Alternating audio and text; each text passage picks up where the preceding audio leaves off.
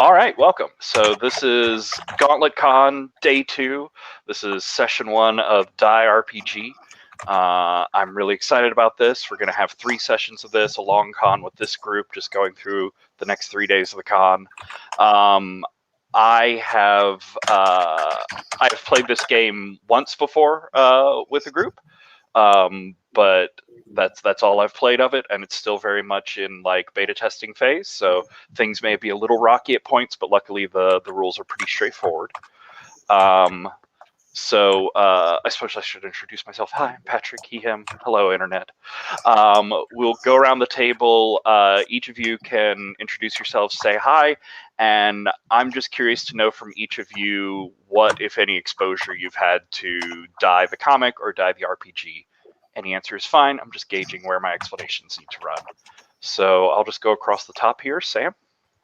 Hi, I'm Sam Zeitlin, he pronouns. At Jim's recommendation, I did read the first trade, but I have not looked at the RPG. Cool. Jim? Hey, I am Jim Crocker. Folks that know me from outside the Gauntlet probably know me because I've been a retailer for many years. I sell a whole lot of games like this one. I am very excited to be playing this. Die is the only comic that I'm really reading on any kind of regular basis right now. Big Kieran Gillen fan from all the other stuff that he's done. And when I found out he was doing a game to coincide with it, that blew my mind. So I'm really, really looking forward to this. This was actually, for what it's worth, like when registration went live for GauntletCon, this was the window I had open that I was refreshing every 3 seconds so that I could get into this game. That's really cool. No pressure whatsoever. Cool. Robert? Yeah, Robert, he, him pronouns. I have never played Die the game. I've read, I'm halfway through volume 1 of the trade paperback. And like Jim, I was out at a restaurant and stepped away so that I could sit there and hit refresh on my phone to join this game. So very much looking forward to it. All right. And Bethany? Yep. Hi, I'm Bethany. They, them pronouns, and I've heard of the comic. Cool. Well, that is fair. I'll go ahead and say from the start, in relation to the comic itself, this game and this scenario takes sort of the bare bones ideas of Die, but then we very much make our own world and setting of it and move forward.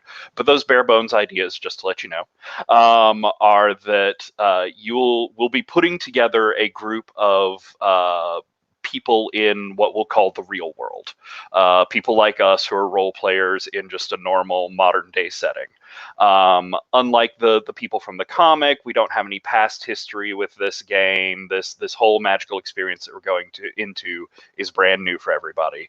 And this magical experience is that one of the characters, the one that I'll be playing, has called this group back together for some time. We used to play some role-playing games at some point in our past. It's been years, it's been decades, it's been some time since then.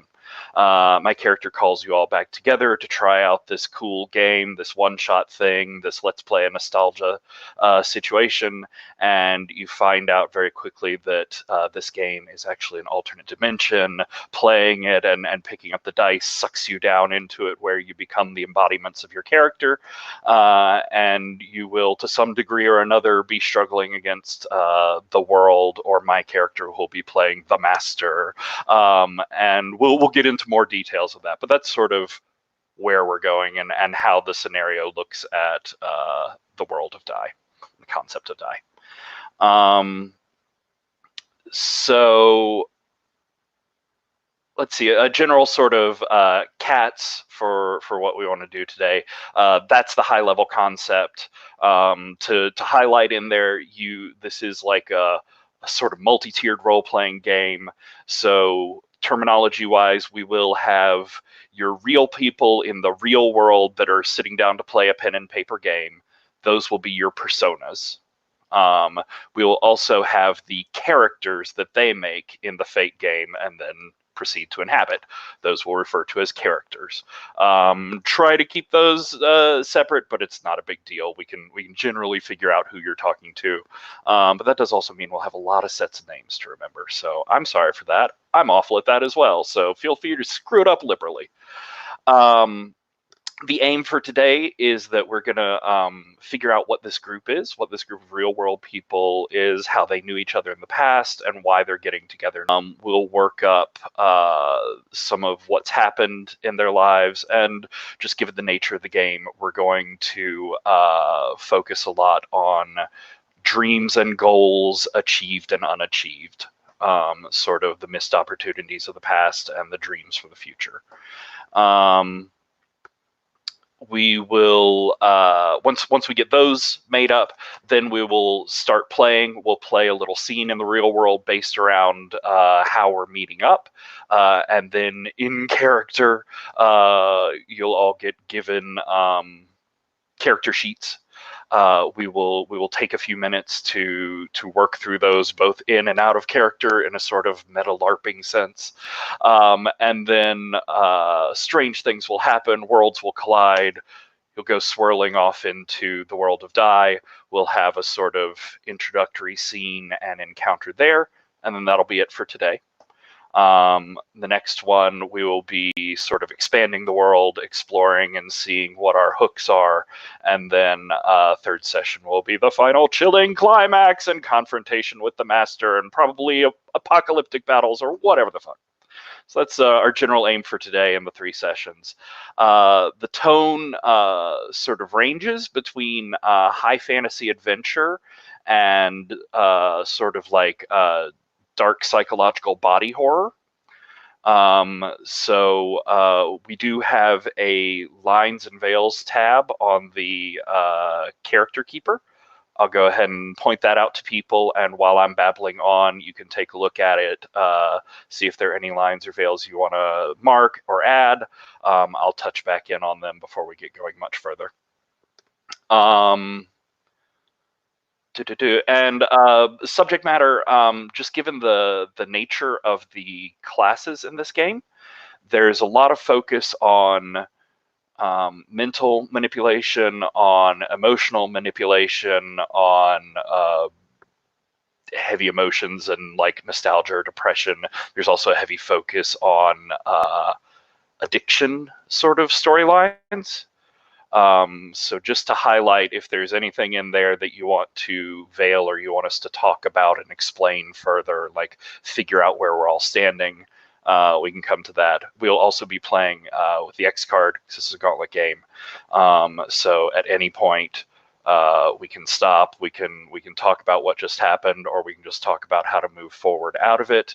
And that's the same in between sessions. If something occurs to you in the cool down after a session, you want to get in touch with me privately or on our group chat on Slack, either one is fine, and we'll work through it.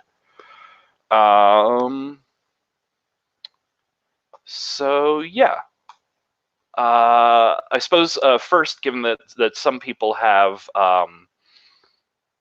knowledge of the comic in the world, the way the scenario wants you to hand out classes is that, you know, you all make characters, and I divine from your personality traits which class you are sort of vaguely aiming for or what would be appropriate for you.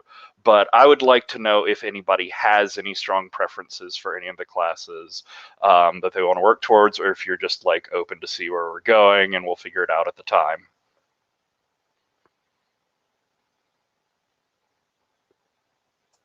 Quite open to see where we're going. Okay. Like 90% of the time when I'm playing in convention games, it's because I'm a vendor and I didn't pay for a badge. So I usually let everybody else pick first and then take from what's left. So I never get too, you know, set on any one thing. So I'm happy to, you know, see what kind of rolls down the hill at me here. All right.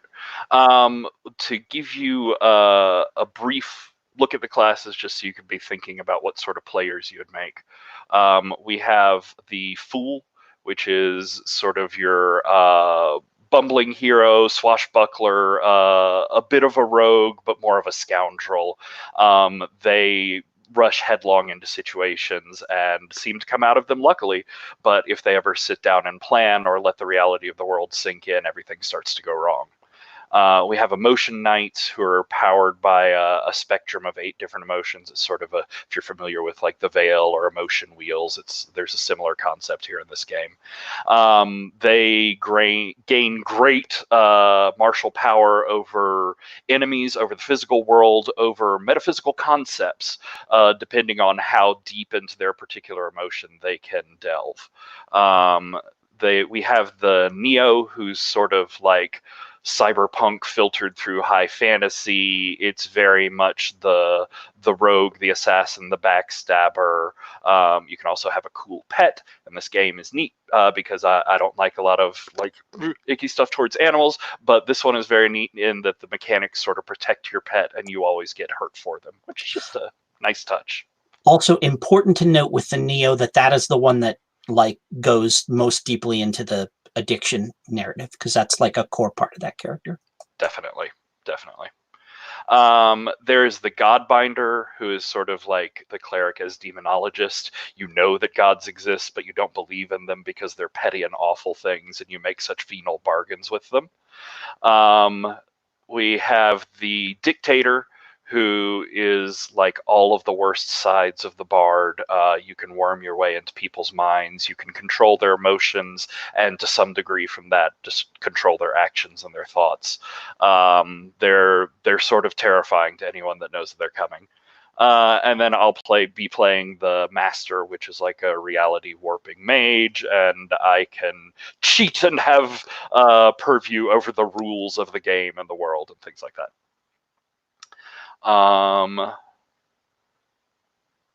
So our next step is going to be working through what this group is, like who they were to each other in the past and why we're getting together now. It could be anything from a family or school reunion.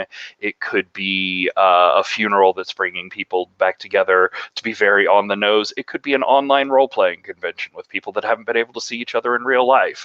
Does anybody have a strong idea for where this group came from, where they're going?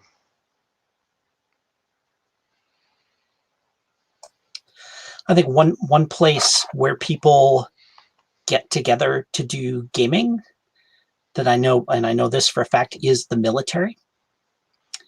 And perhaps when we were younger, we were in the military together. And that was where our gaming group together. And we've since, some of us may still be there, some of us may be out, but that is an intense, like post high school experience that people can have that bring people together that in the real world might not otherwise be hanging out with each other for any reason at all. I think that would definitely fit with the structure of the game. Does that like resonate with anybody else, or does it give anybody alternate ideas? I would be down with that. I also just want to throw out another thought, which is we've now gotten to the point where gaming's been around enough that they're kind of second generation gamers. You mentioned a family. Could do something like a family where one of the parents was a gamer and sort of taught us all to game, and then now maybe there's been the funeral, as you said. Gotcha. Bethany or Robert, you have a feel on either of those directions? Actually, I kind of like the, we're all cousins or siblings and a family member taught us to game that. But I mean, I don't really have a preference. I think either would work fine. Yeah, Robert? I think both are good, along the same lines of the military thing, but something that kicked out of my head is another place that people game is also like prison. Like we could all be ex-cons, and we game together in prison at some point. I really dig that. That's really fascinating. Okay. That's really interesting. I'm down with that. Yeah. Bethany? Yeah, that sounds good. All right. So you're all locked up together, which means that you can have come from wildly disparate lives before and have scattered again once you got out. I think that makes a lot of sense.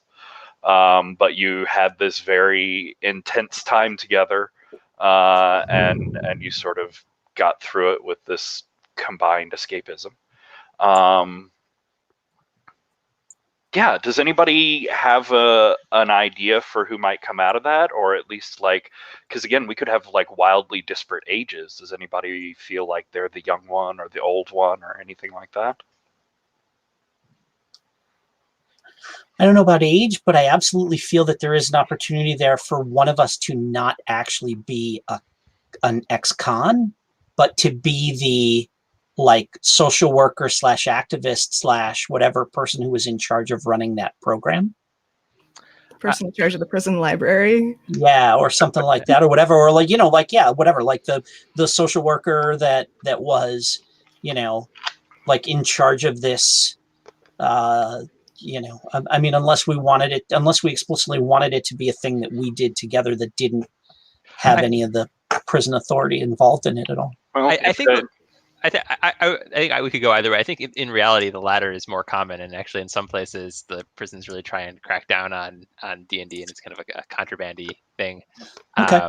But as you say, presumably, if it were done in the presence of someone responsible, and if you wanted to keep that like tight-knit feel of the group, that person who runs the prison library or was secretly sympathetic or whatever to you, that could be my character, that could be the master character. Oh, I think all that's, of you as a tight yeah, that's really cool. I like good. that. Yeah. Yeah. One of the things that our crimes should all be like, they obviously can be very different, but they should all be like roughly on the level of seriousness. Like if we're all like people who, if one person was like a mass murder or something, they're not going to be in the same prison as someone who is like dealing pot. So we might want to think just about the kind of like general scale of bad. Well, and I think that's a good time to circle back in, because I said I was going to talk about the lines and veils. Please, yeah. So just to list them off here, we have veils of harm to animals. Anything like that will just be implicit in a short description or happen off screen or whatever. I don't want to go into graphic detail there. Sexual content will be behind a veil, so anything like that will fade to black on. Torture similarly. And then the hard lines we have are sexual assault, which is a really important thing to point out with all of that mental and emotional controlling, manipulating that's going on. And suicide as a hard line. Anybody feel like expanding on any of those, or do we're good with that and we want to move on? You hit all of mine. Cool. We can always add more to the lines and veils, and I'll try and check it between sessions. Is the line, I just want to be super clear about having that hard line on suicide. Does that extend to like, we don't want to create characters that have that in the background? We're just not talking about, like, suicide is just off the table as a topic of any kind of discussion for the entire game? Because I'll say it's mine that I put on there. Oh, okay. I'm okay with referencing things from the past if you had some relation or something that's driving you emotionally because of their actions. Okay. I just don't want to go into it deeply, and I'm okay with the consideration or the thought, but any sort of like concrete plan or action is what I want to avoid. Totally cool. I want to make sure that we're completely that's fair. Like I can have something that happened in my background, reference it obliquely, but we're not going to have any of that happening on screen. We're not going to have, we're not going to have the emotional manipulation that leads to that or anything like that. So okay, got it. Yeah, cool. That's cool. All right, so the four of you were locked up together at the same time in prison. Does anybody have an idea for a name or a background or a crime?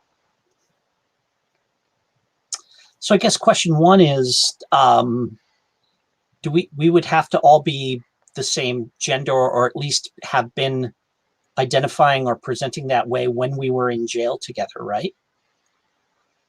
Fair. Doesn't mean that today that's the same, but we would have all had to been in jail together as men or women, right? Okay, so yeah, that's a fair point. Was it a men's prison or was it a women's prison? And I'm okay with like being flexible enough that you could be trans or presenting as an alternate gender when you went into prison as well. The one exception to that is like medical prisons, like for chronically ill inmates. They tend not to have enough of them to build an entire gender-separated prison. So they could, if it was a public space like a library or something, they could conceivably be different genders. But otherwise, okay. Does anybody have a strong sense of wanting to be one or the other? Why don't we start with the assumption of mixed, and if we end up with all of one gender, cool. We can alter to that. Okay.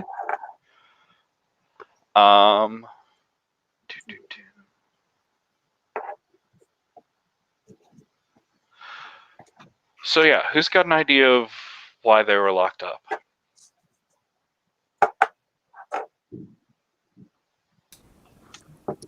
I was thinking like some kind of white collar crime, like some sort of, ethical hacking or, petty cyber crime type thing. Interesting. I was thinking also white collar crime, but like a different kind of white collar crime. The one that like, I don't know if you guys have been following the misadventures of the like payroll firm that like took all the money that was supposed to go out to the companies that use the payroll service, and the guy had just like kind of like one thing led to another, and then he ended up doing this really big fraud in like a pretty dumb way, and he like kept thinking each step of the way like he was gonna like pay all the money back, and he's just like moving around for a little bit, and like now he's going to prison. Nice.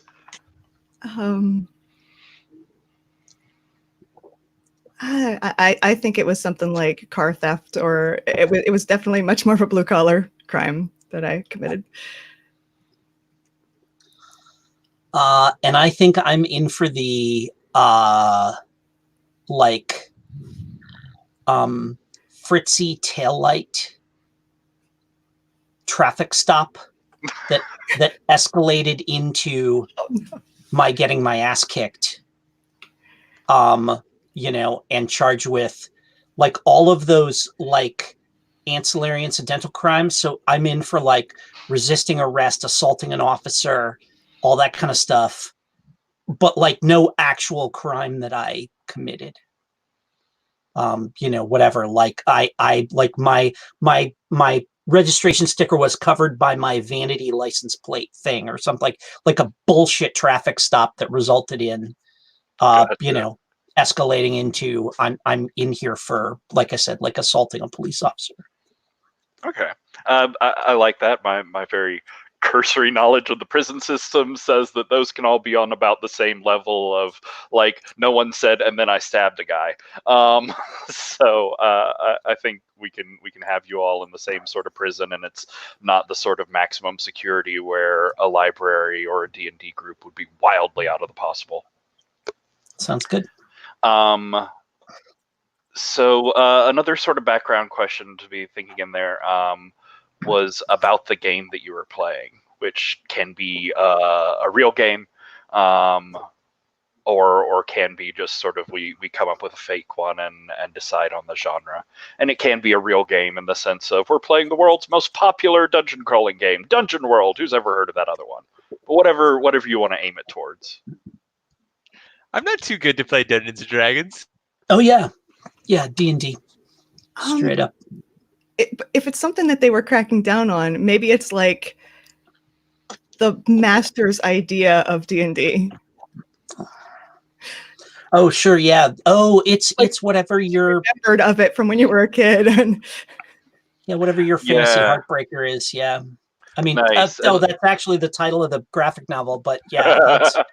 No, and I like the idea that like this librarian that like they had this idea for a social outreach, a sort of like group therapy for the prison, but kept running into things of like, no, you can't give them dice, no, you can't give them figurines, no, you can't have all this sort of stuff. Yeah, dice and cards are like right off the list. Yeah, so Yeah, so there was a lot of like home brewing and hacking to make it somehow a diceless, or do things like rock paper scissor resolves, or just weird things like that. What I have in fact played an entire round of D&D campaign where instead of miniatures, we used chess pieces for the PCs and checkers pieces for the enemies. So Nice. I like that, like gathering a bunch of like Jenga sets or checkers sets or things. yeah, totally do that. Yeah. do what you got to do. Cool, but we had a paperclips. sort of like high fantasy vibe. Yeah, I think that's All right. Does anybody have an idea on a name or a like quick pitch backstory?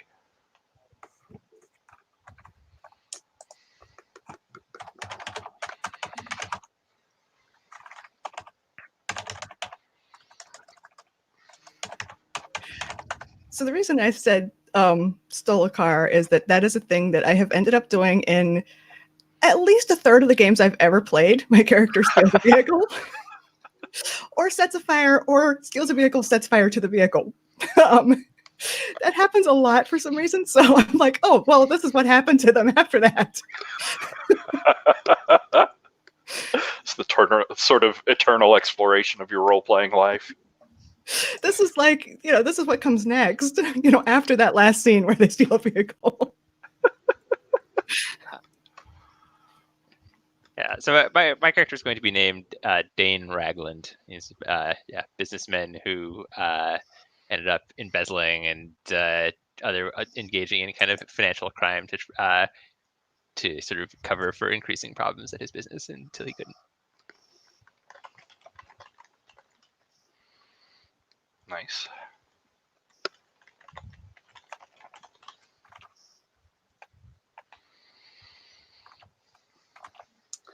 I'm going to be Javier Secada, Secada, Xavier. I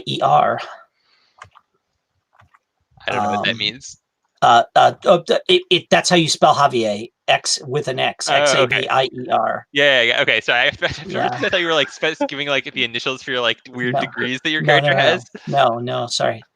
No, like Javier with an X. Gotcha.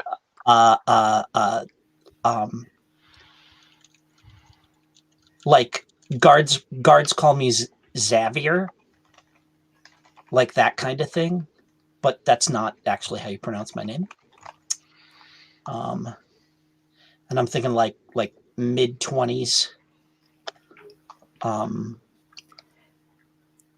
he was locked up or now? Yeah. Oh, when I was locked up. Okay. I think my character's name is Daniel Hogan, who, yes, was locked up for stealing a vehicle and probably crashed it. But I'm sure he had a really good reason for it. At least, he thinks he does, or thinks he did. I'm not sure anything else about him right now. How old do you think he was when he got locked up? 30. Unnecessarily not together. I love it. Robert? Yeah, I think my character's name is Magnus. I say Magnus Peterson. I think he got locked up in his early 20s. He was from some like vaguely Nordic country and was probably working for some technical firm doing some ethical hacking type things of, finding bugs in software, telling them about it before it made it out. But he would wait. He started waiting like a week and started exploiting some of these bugs to make some money on the side. Gotcha. So less than totally ethical hacking. Yeah. Ethical hacking was his day job, and he just so happened to use some of that knowledge after hours. Sam, how old do you think Dane was? Let's say I don't know, probably late 30s. Okay.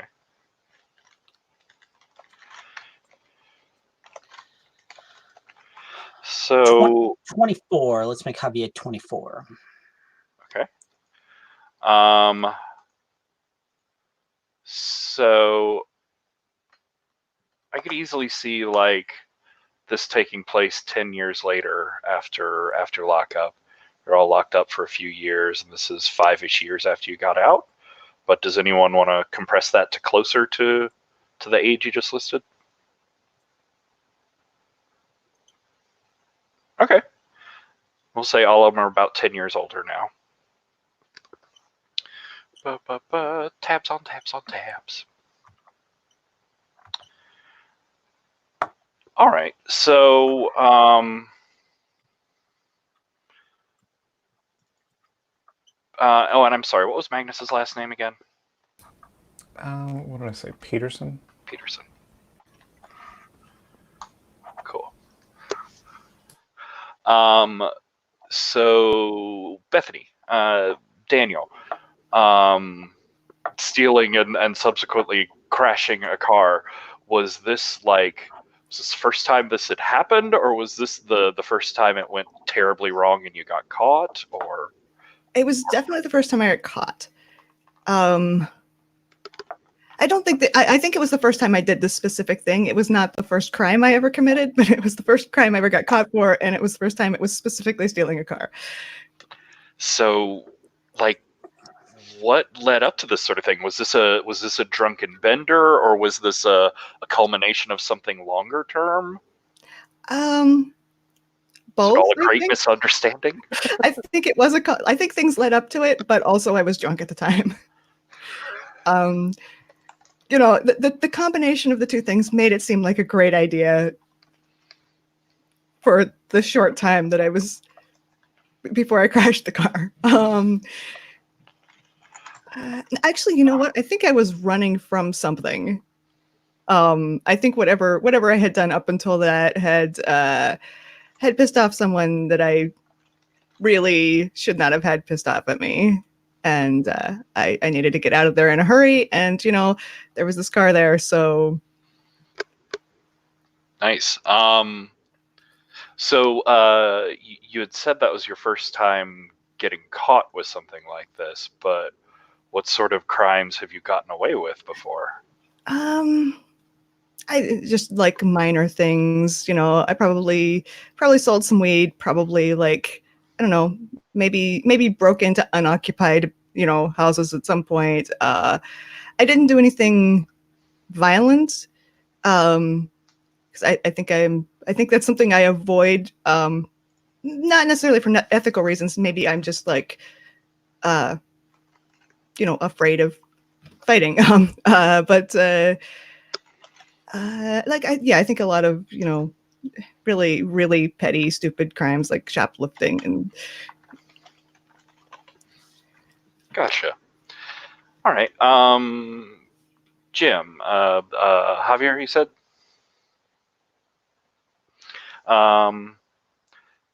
So just like locked up for a giant stack of nothing infractions. Was this due to like, was this cop personally or generally biased against you, or did you just freak out so much that they started stacking things on? Also, question: did you actually like punch the guy or attack him, or was it all bullshit? I will tell anyone who listens that it was all bullshit. If we're gonna step out of character for a second, like, this was like a racist asshole cop who was looking for a reason, and I gave him a reason. Like, I was, you know, like I sassed him. I was snotty about it. Like, I was a baggage handler at the airport. Like I had a good, honest day job. I worked my ass off, and I like, one day after a fucking 14-hour shift because somebody didn't show up and there was shitty weather and the planes were stacked up and like I was just exhausted and like drifted in my lane a little bit because I was like changing a CD or something. I got pulled over and I was and was like, I just want to fucking go home, do whatever you're gonna do. And that was and what he wanted to do was beat the crap out of me. So Okay. What do you think it was just like one cop in his patrol car, or did he have a partner, or did he call for backup? He had a part. It was two of them. And I think it was and it was like it wasn't city cops, it was like airport cops, right? Wow. Or maybe it was like maybe it was city cops. It was city cops in like one of the neighborhoods just outside the airport that are just like that like just like they get pissed off when the weather's crappy and the airport backs up and the traffic is crazy and people are using their like GPS is brand new, so they're using them to cut through their neighborhoods and stuff like this, and they just get pissy. And it was just one of those nights. Nice. And do you think I mean, obviously this is sort of an extreme to run into, but do you think this sort of like casual to overt racism is something that Javier's had to deal with a lot? Yeah, absolutely. At the airport? You kidding me?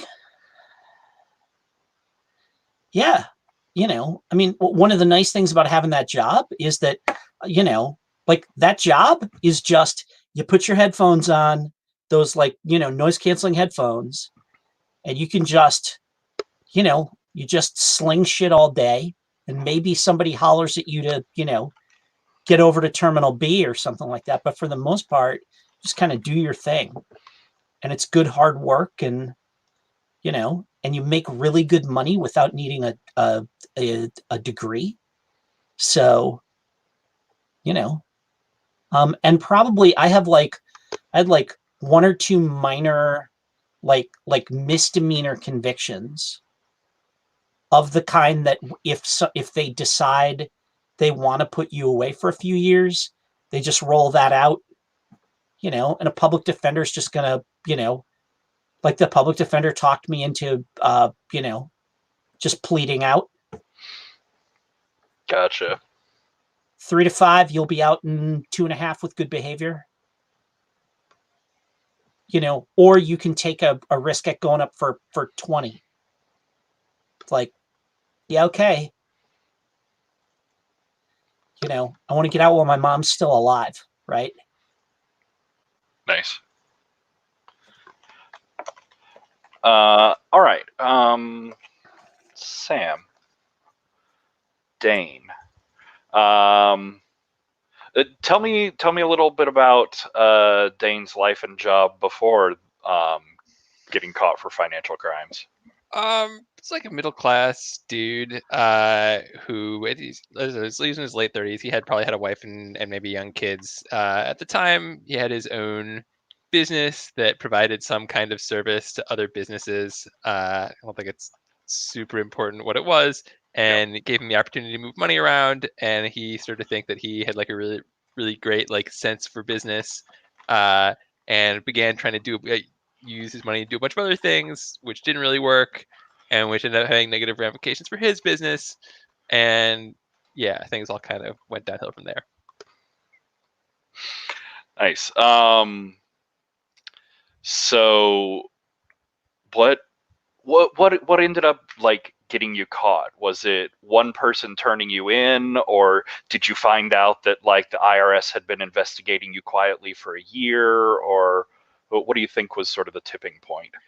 So going with this story that I think inspired me, I think it's going to be that he ended up taking like a lot of money from some kind of like customer account with the plan to like replace it, but like it was so much money that it it was immediately obvious. It was just like really stupid. Like if he had been planning to steal this money in advance, he could have done it in like a much more effective way.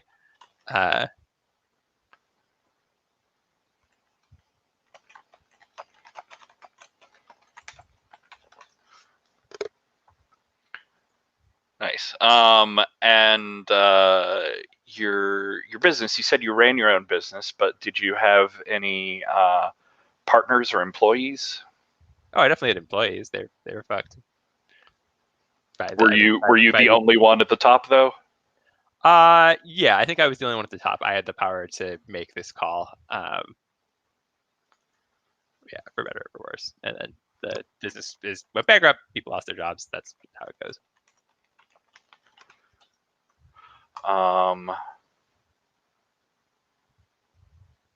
Okay. I think I have a sort of general sense of that. So, Robert Magnus, was hacking or computer work your legit job, or was this just a moonlight gig, or what? No, I think that was my legit job. Probably, one of those kids that had been using a computer like since he was old enough to walk, had always been around computers, and just kind of fell in, really like just figuring stuff out like that. And so he was always breaking things, so he figured that he might as well get paid for it. Nice. So you said you started slipping and holding on to information a little bit longer than you should have.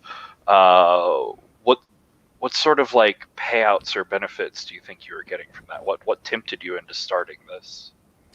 I think probably maybe some of my coworkers were doing it, and I overheard from them, just that they were, making a little bit on the side by either selling information off to somebody to get, a day heads up notice that, hey, they're going to patch this tomorrow, so exploit it tonight. And, just thought I'd make some extra money.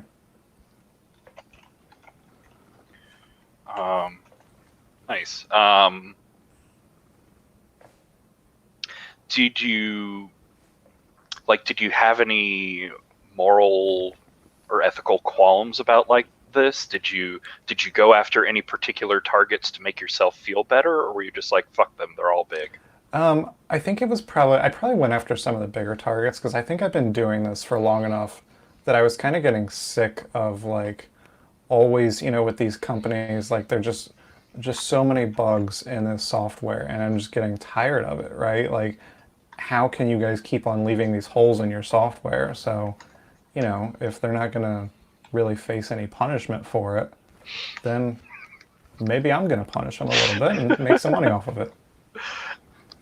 Nice. So you're sort of like forcing their IT department to take care of shit that they would just let sit, and you're really helping them in the long term. Yeah, and maybe on some of these, we were doing all the work that was asked for us to do and giving them, hey, you've got this massive bug in your software that is putting people's private information at risk, and they don't even bother fixing it for another 3 months after we tell them. Nice. So it's a way for you to force their hand and make sure that you're getting paid the compensation that you're really worth. Right. Nice.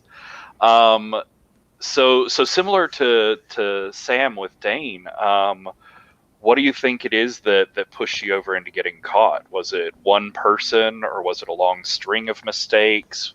What happened there? I think there was actually very little in the way that I didn't make any huge mistake to get me caught. I think enough of my coworkers were doing similar things, and some of them got sloppy, and it brought our whole organization into the federal eye. And so they started looking into what all of us were doing. Nice.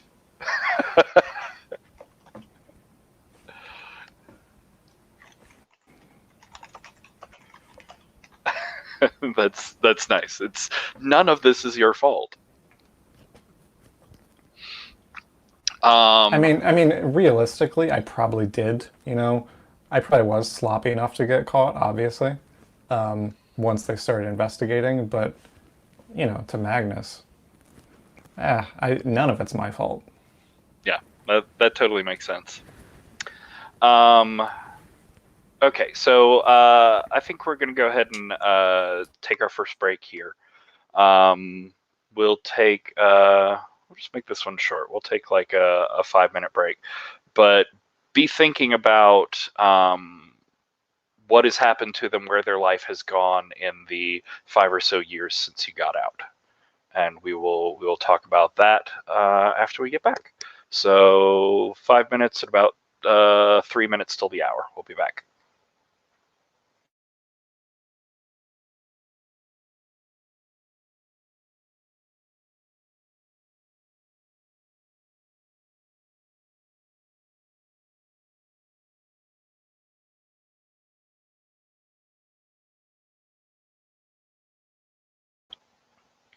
Welcome back, everybody.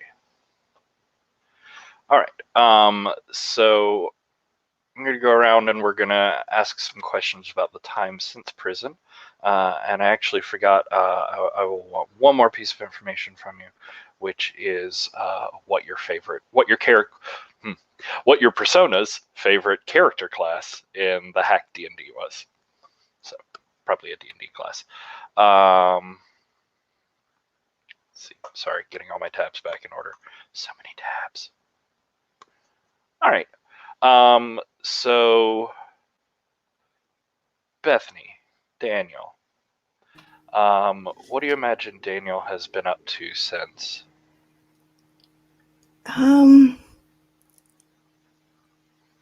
So, it's kind of hard to find a job with a conviction.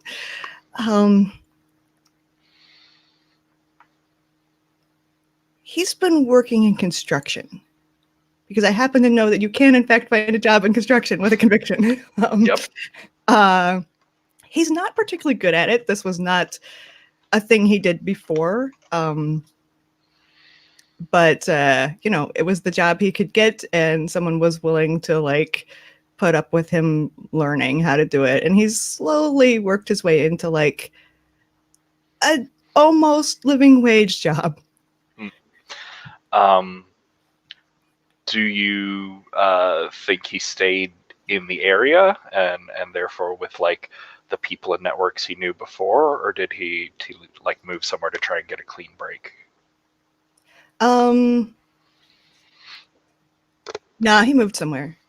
He maybe had a relative in another state that he stayed with for a little while after he got out of prison, because he's still worried about the person that he was running from when he got caught. So have you seen any signs, oblique or direct, that person may still be after you or be searching for information about you? Sometimes I think so, but it's entirely possible I'm imagining it.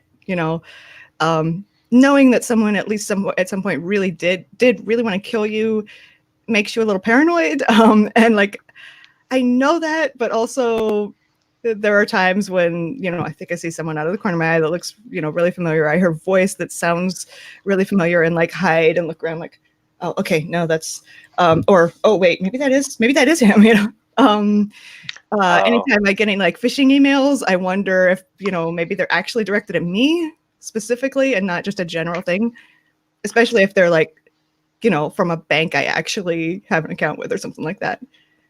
What was this person's name, or at least what did you know them that's by? That's a good question. Let me look at my random name generator here.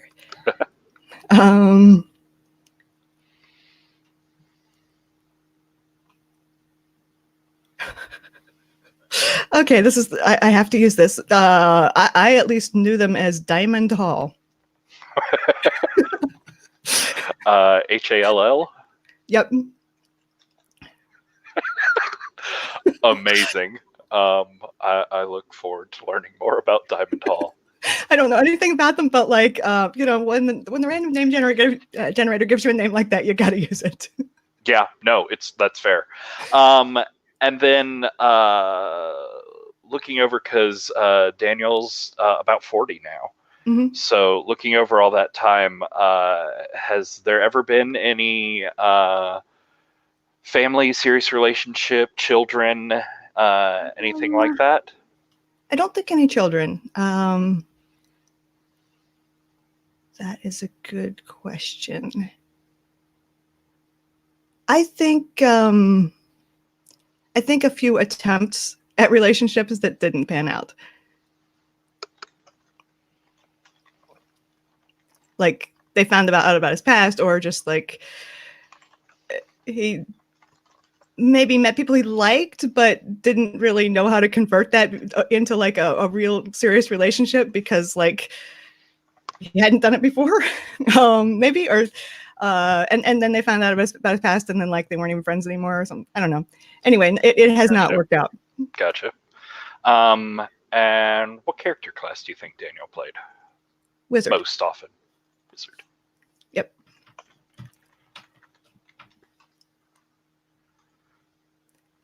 All right. Javier. Jim. So what do you see as his life having been since getting out? Yeah, when I got out, all of the same vocational problems, apply, especially because I have a high school diploma, but no college. But I have a cousin. My cousin, let's see, this is my cousin Diego, who owned a shop where basically a metal shop. And what he did was make like a welding shop where he made like gates for people's windows and like, would do like welding jobs for people when they needed it and stuff like that, and so I went to work for him, kind of a pity hire. His mom made me, my aunt Sophia, made him take me on. But I worked my ass off. I did a bunch of 14-hour days and stuff like this. I sailed right through my my probation, and I've been working in that shop since then, and it's actually it's a very successful business now. We've gotten to the point where maybe we're doing like commercial work for businesses and stuff like that. But it's essentially like a security company that specializes in like, gates and like I said, window bars and all that kind of stuff. Gotcha. So it sounds like you sort of stayed in the area. You stayed with family and networks and stuff like that. Mm-hmm. Okay. Yeah. Does he actually like this work at this point, or is he just like grateful for the opportunity, so he's stayed on? Oh, I like the work. It's good work. It's solid work. It's honest work. We're getting paid really well. Like this is as good a job as I could have without, without going back to school, which is like nice. Sounds like a nightmare to me. So you see a lot of the business's recent growth as being your like positive energy and imagination going into this business. Oh yeah, absolutely. Okay. Yeah, like I'm the one that keeps pushing my cousin to like go to try new stuff. Like he didn't think that getting involved in like the roll down gates was a thing that we could handle, but I told him that was a thing that we could do. Nice. So like a bunch of the local businesses all buy from us. So this is I'm married. I have this beautiful 3-year-old daughter, so things are going really well for me right now. Okay. So you got married since? Oh yeah. What's the wife and daughter's names? My wife is Lucia. And like she was a friend of my she was a friend of my cousin's wife.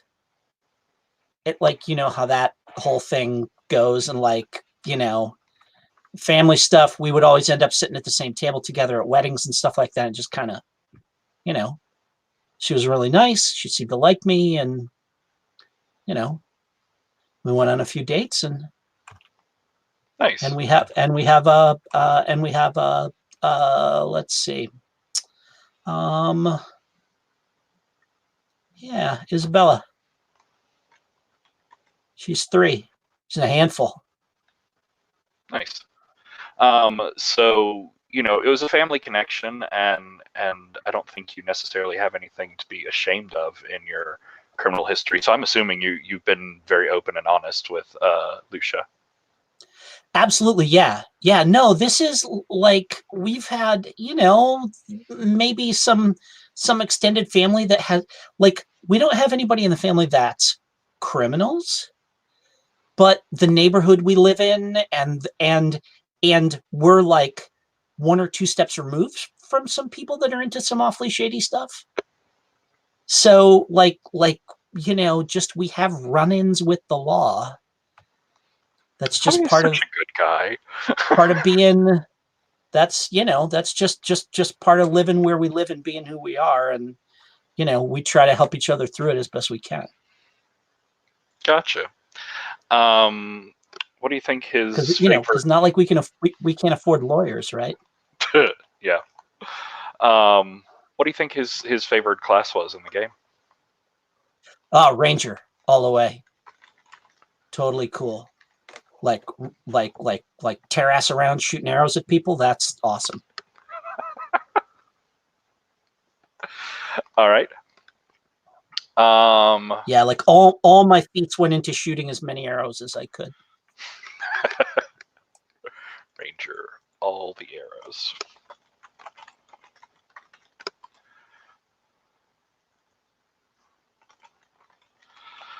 And I am taking incredibly sparse notes on the names and places tab, but if you would like to copy or keep up with any of that or add to it, I would not mind at all. So Sam, Dane. Okay, well let's start with the family first. You said you had a wife and kids before this all went down. Now I have an ex-wife and kids. So I think that they split up during prison, and now it's not like one of those situations where the you know, parent did something so bad the kids don't want to associate with him, but it's just that a bunch of their formative years went by without him around, and so like he does have his, like, you know, days with them, but has not been super successful at connecting. And is it like a contentious relationship with your ex-wife, or is she just sort of like resigned to the situation at this point? I mean, I think probably like their relationship is not super great. There's nothing. I don't think there's anything she's specifically mad about now. Like, the past happened, but like he did kind of blow up their lives. Do your children have a stepfather? Let's say yes.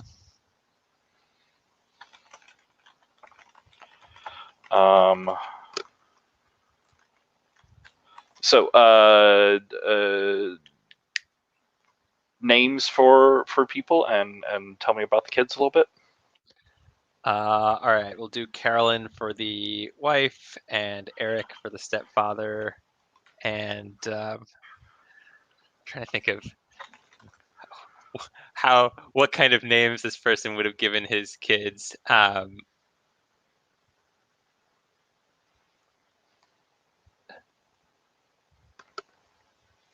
Let's do Aiden and Liam for some.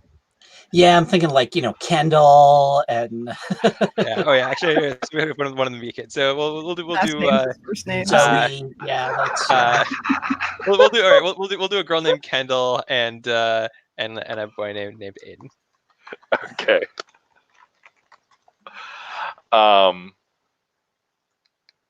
So you still have at least a decent relationship.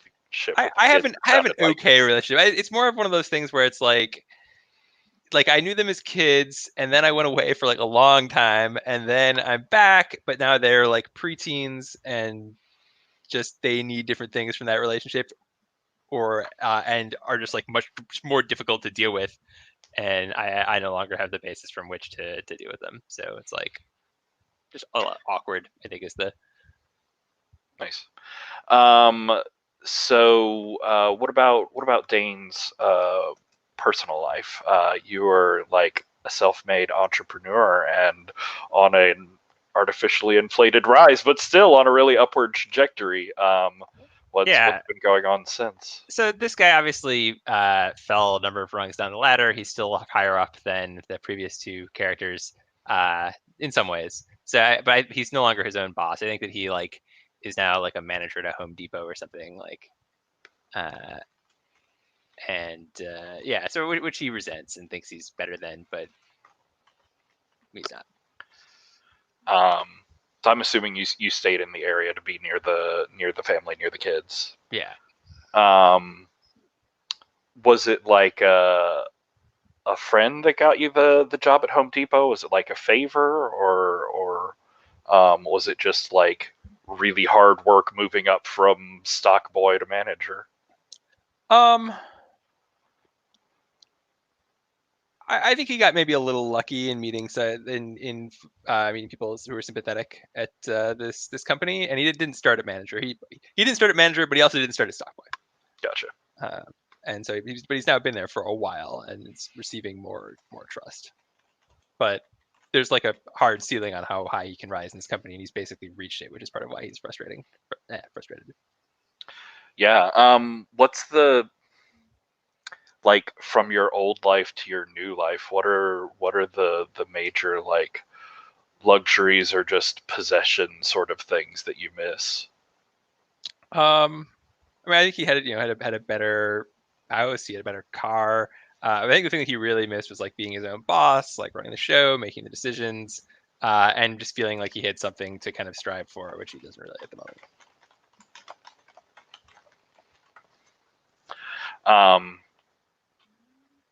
Have you made any attempts to get back into sort of financial business or try and make any sort of deals or partnerships with anyone? No, because he just can't get any capital. Like no one wants to give him a loan. No one wants to invest money in anything he's doing. Like so, it's just like not possible. You just like trading penny stocks online or something like that.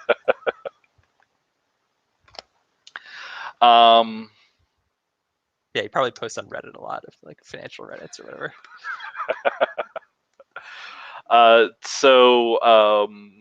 What about personal relationships for you? Has there been anyone else since Carolyn? I think that they're like yes, but like nothing that's like really worked out. So I guess he's like dating. Gotcha.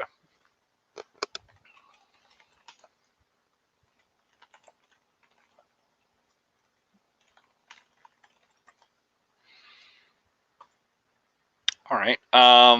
And what was Dane's favorite class in the game? So Dane, I think, played more characters than the other did because his characters tended to die. But so generally, like fighters and clerics.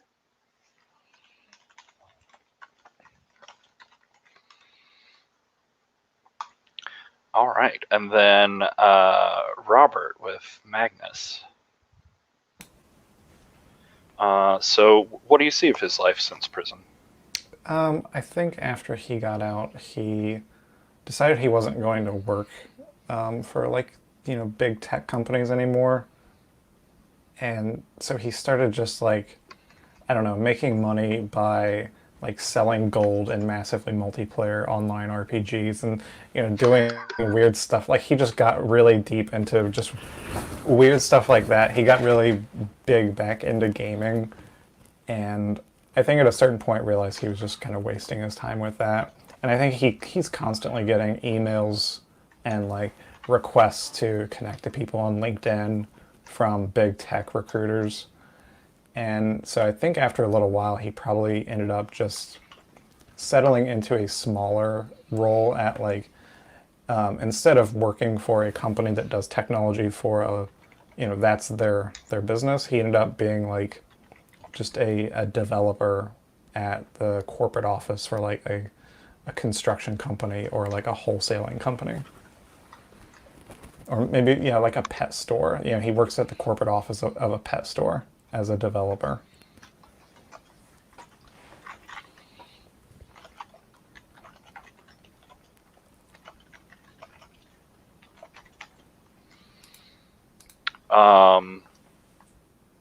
What's the name of the pet store?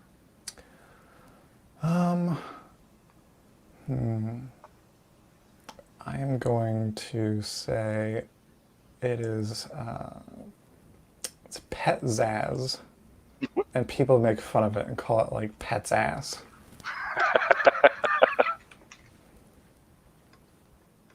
Nice.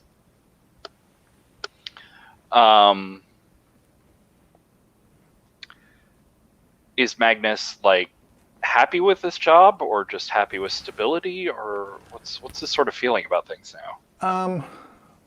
I think he's happy with the stability. He's not really happy with the job. I mean, he's more or less just a code monkey at this point. He comes in, sits in front of the computer for 8 hours a day, goes to a bunch of bullshit meetings where nobody gets anything done, and then he goes home. So he doesn't really like the work necessarily, but he's probably happy to have some stability, and it leaves him time. It leaves him plenty of free time. What do you do with the free time? I think Magnus is probably getting more into he really likes to better his community. So he's doing volunteer work for local organizations. And he's really trying to focus more on like making his local community better. He's kind of given up a lot on the online gaming that he used to be into, and he's trying to grow up.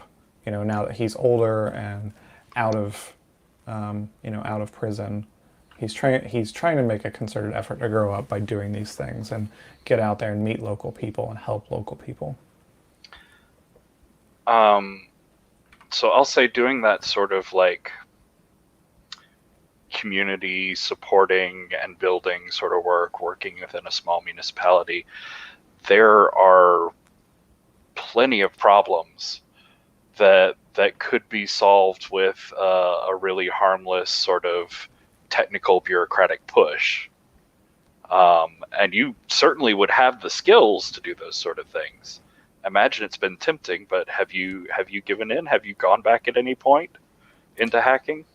I think it's like extremely tempting, to the point that like every now and then he finds himself like on for like the local government's webpage, and they have like just a login prompt, and he'll just he'll type in admin as the username and admin as the password just to see if it works. And he's like, okay, no, it didn't work, so I'm not going to go any further with it.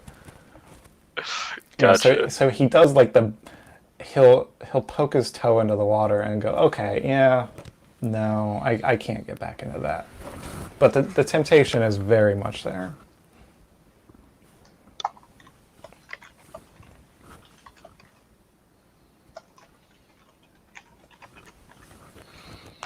Cool. And what about personal relationships? Have there been any serious personal relationships or family?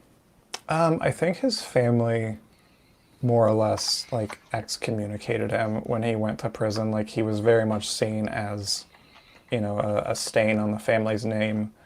And so I think he's probably started, he's probably been seeing somebody for the better part of like a year or two, somebody he met locally. And a lot of his relationships now are with people around the area, not so much his family. And I think he probably still stays in contact with some friends online from his online gaming days. All right. do you tell people? Have you told the person you're in a relationship with about your time, about your history?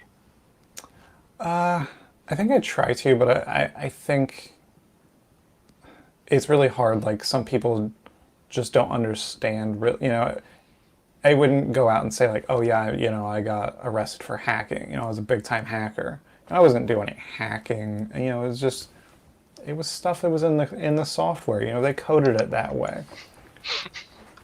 So I think I kind of just talk around it, very high level, and then any questions of details, I'm like, you wouldn't really understand the details. It's just I pressed the wrong buttons. They put some stuff in their code without wanting people to hit it, and I took the fall for it. All right. And what do you think Magnus's favorite class in the game was?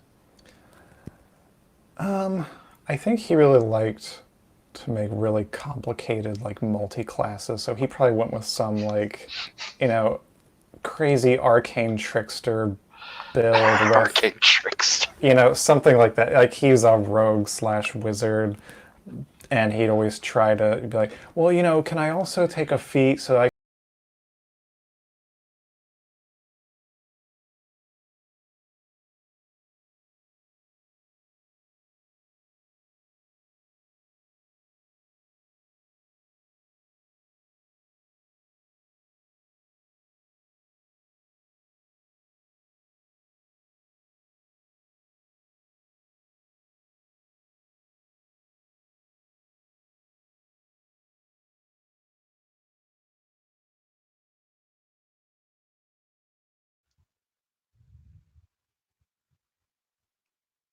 What kind of advancement mechanic does this game have? At the moment, it doesn't have any because it's in beta form, and pretty much this like one scenario is all he's written around thus far. Got it. Okay, so Um, in other words, the 3 levels I have in like God powers are just like what I get, full stop. Yeah. And yeah, there's not going to be anything that's going to happen in this. He has talked about like if there were an advancement system, these characters are like 3rd or 4th level. So you have a couple of extra powers from the apparently nothing that you would start with normally. Interesting. And then what exactly do I do with these like god levels? Okay, so you are going to have 3 levels to spread out amongst gods that you like. Think of them as 3 spells that you can call on and that will almost always work with a pretty minimal cost. Um, they're also going to be the 1 to 3 gods that you start with relationships with. If you spread out and do level 1s in 3 different gods, then you'd have those 3 gods on speed dial. If you put all 3 of your points into one god, then you and that god would have a really close relationship, be able to work together well. You can work with and call on any of the gods.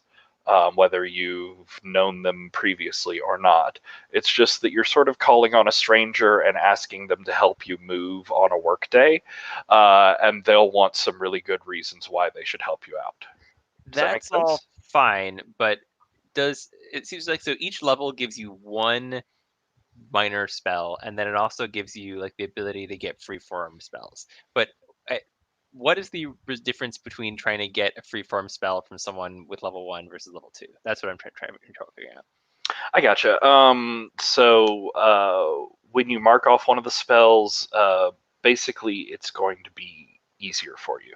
If you try and do one of the other spells from a god that you do have a relationship with, but you don't have that spell marked, the difficulty is going to be 1 higher. But like, and there are no other benefits besides just that 1 spell. and the easier working relationship with the god for more freeform deals. Yeah. Okay, so it's just like a role playing deal. Yeah. Okay. Cool. Does anybody else have questions about things on their playbook?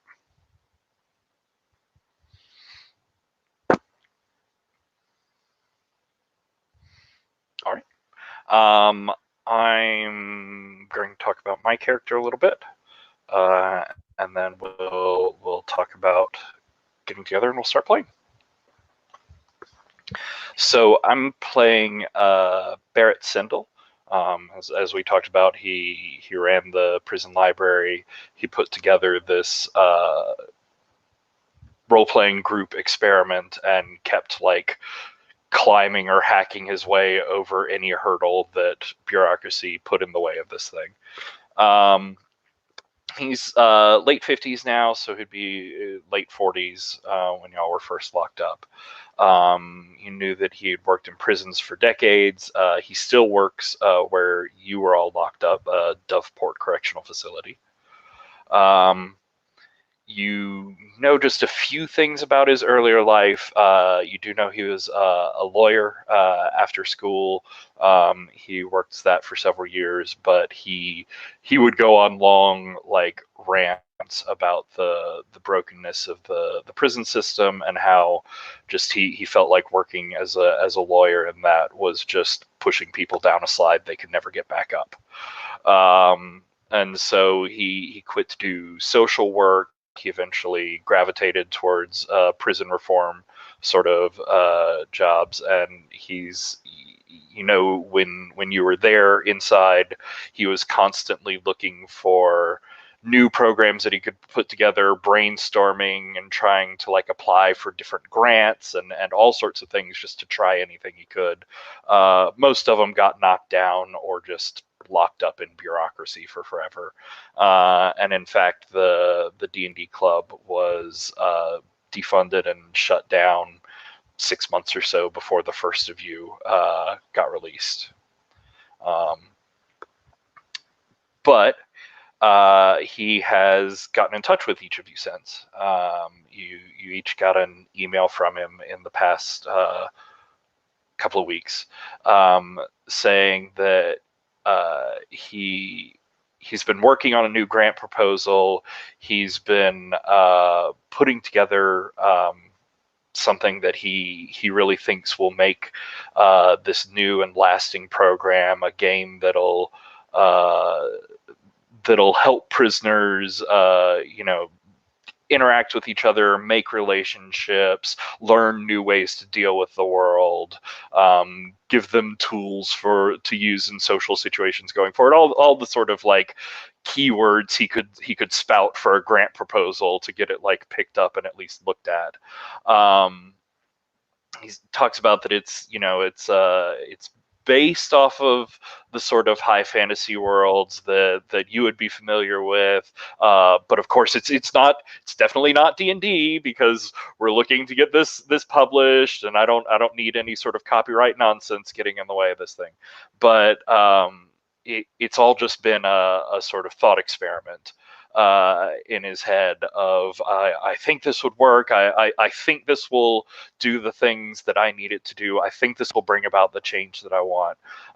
But he really can't think of anybody more appropriate, more suited to play testing this thing and really making sure that it works. And so he's invited you all back to Doveport. I don't know if any of you actually are from the very small town that was near the prison, or just from around in the area. But where would it be?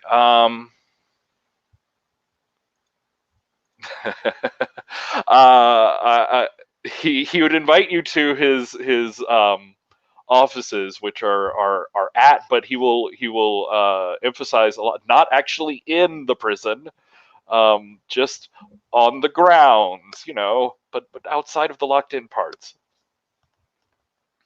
Yeah, you have all done various shades of amazing at rehabilitation, because, you know, just having a job and not getting in trouble again is good enough, but several of you have really like worked to be sort of exemplars in cases that he could spruce up and put into sort of like examples of how fantastically this program worked before.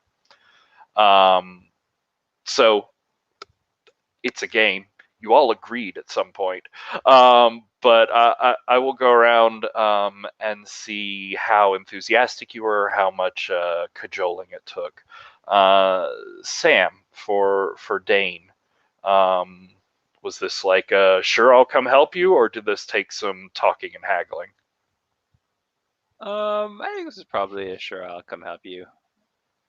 This guy's feeling pretty directionless. It's an interesting thing to do.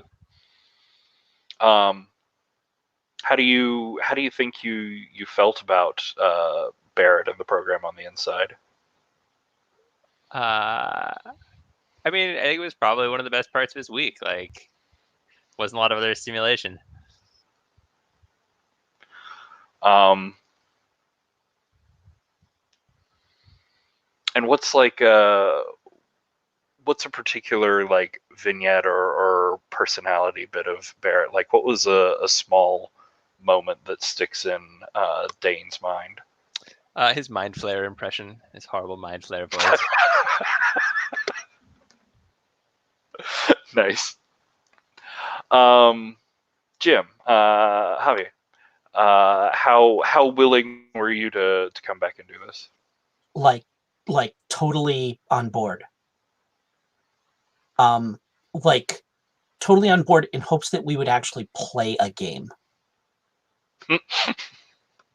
Like you don't want it all to get just bogged down in theory discussion? Yeah, no, like I want to get together and play again because I haven't played since then. And I have you pushed to try and play with these people in between? You've been really busy. These people, you mean? Like the group we used to play with? No. No, okay. Have you tried to get anybody in your life to play? I maybe kind of like jokingly suggested it to like my cousins, who just thought like it was like a stupid idea, and I dropped it. I gotcha. So it sort of feels like an itch that's been in the back of Javier's head. Oh yeah, for sure. Okay. Yeah. Cool. And I tried, and I've read about like World of Warcraft and stuff like that, and like maybe I tried it, but it sucked because like it's just like you're not actually playing with anybody and you can't really do what you want, and it's like, yeah, it was not like playing D&D. Nice. So Robert, Magnus, how did you react to this email, this offer? I think probably Magnus didn't even see the email at first. He just thought it was another one of these LinkedIn recruiters, like these headhunters wanting him to come back to be a tech bro on the coast. And I think finally once he did read it, I think he's skeptical. I think I wanted to play. Like I wasn't thrilled about. I wasn't necessarily thrilled about playing again, I guess, but if I can get my name like on some kind of credits, and throw some of my own ideas in there, then maybe that would. I think that's probably the angle he was going in on, but he's not against playing again. Okay, but it sounds like you probably sort of ghosted Barrett a little bit at the beginning. He poked you a couple of times, and then finally it was that hook in of like, oh yeah, you'll definitely be credited as a play tester. If anything sort of design wise comes of this, like we can find up a way to put your name in the book, that sort of thing. Yeah, exactly. And then Bethany, Daniel, like you moved out of state. Yeah. How do you feel about this invitation? It sounds great. I would love to see these people again. I've kept in touch a little bit with Magnus and Dane, and I always got along great with Javier. I would love to see him again. I'm real worried about the cost of the flight though, because I live a long way off now. So there's a lot of like awkward backing and forthing, like not saying things because it's about money and stuff like that, I'm imagining. And eventually he buys you a Greyhound ticket. That's exactly what I was going to say. I think eventually he compromises on, well, I can afford to get you a bus. I can't afford a plane ticket for you. Yeah, bus sounds fine. Not picky about how I get there. Just kind of money's kind of tight right now. Gotcha. All right. So, oh, poor Daniel has got hard travel.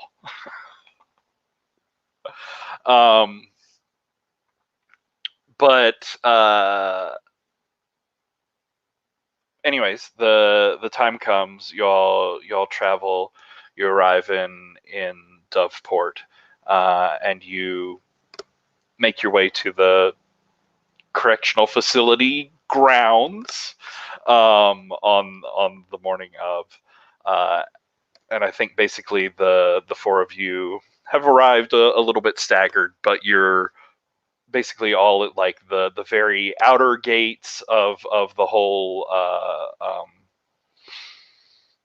campus is not the right word, but grounds, and you're waiting for Mr. Sendel to come and pick you up and drive you in towards his office, but the four of you are just sort of like standing around at the gate, so interact magically. And like I've got like a nice SUV, like a whatever, like a big old like Escalade or something like that. And maybe Dan, did I maybe pick you up at the bus station? Yeah, that makes sense. Yeah, so I think like I think that, and I haven't, like, we haven't seen each other in a while, so like I'm hassling you about however you look older than you used to, because like that's a thing that you do when you see somebody, like, oh man, yeah, It's like grayer than I remember. Yeah, exactly, yes, yeah, less hair, huh? And whatever and stuff like that, and just like the most cursory of small talk. Mm-hmm. How was the trip? Yeah, the bus sucks. Did the internet work? Whatever. Who are you sitting next to? Yeah. But nothing like prying into your life, because that's not, Yeah. Maybe I go on like a little bit. Like I maybe go into detail of how much the ride sucked, hoping that you'll like, I don't know, respond to it. Like, oh man, the guy next to me, he had this big pile of bags, and he took a Benadryl, and he just like snored the entire 24-hour trip, and yeah, like I just kind of going, the person behind me and I'm complaining about when we were going to stop for a smoke break. Oh God, yeah, and I'm whatever, and I laugh along, commiserate and stuff like that, and and I kind of like, and like at like as we're getting closer, like it's kind of get like I kind of get a little more quiet, and I say I haven't been back here since. Yeah, kind of wish we're meeting somewhere else. This doesn't kind of creep you out, being. I mean, I'm not superstitious about it or anything, but it's just, I mean, I guess if you like, I thought I was done with this place, but if we can, if we can help. Yeah. I mean, also, it's kind of cool to, like, it's kind of cool to be able to go back there. Because I want to go back there, not because someone else is throwing me in there. Going back and knowing we can leave anytime we want. Walk right out the door. Yeah.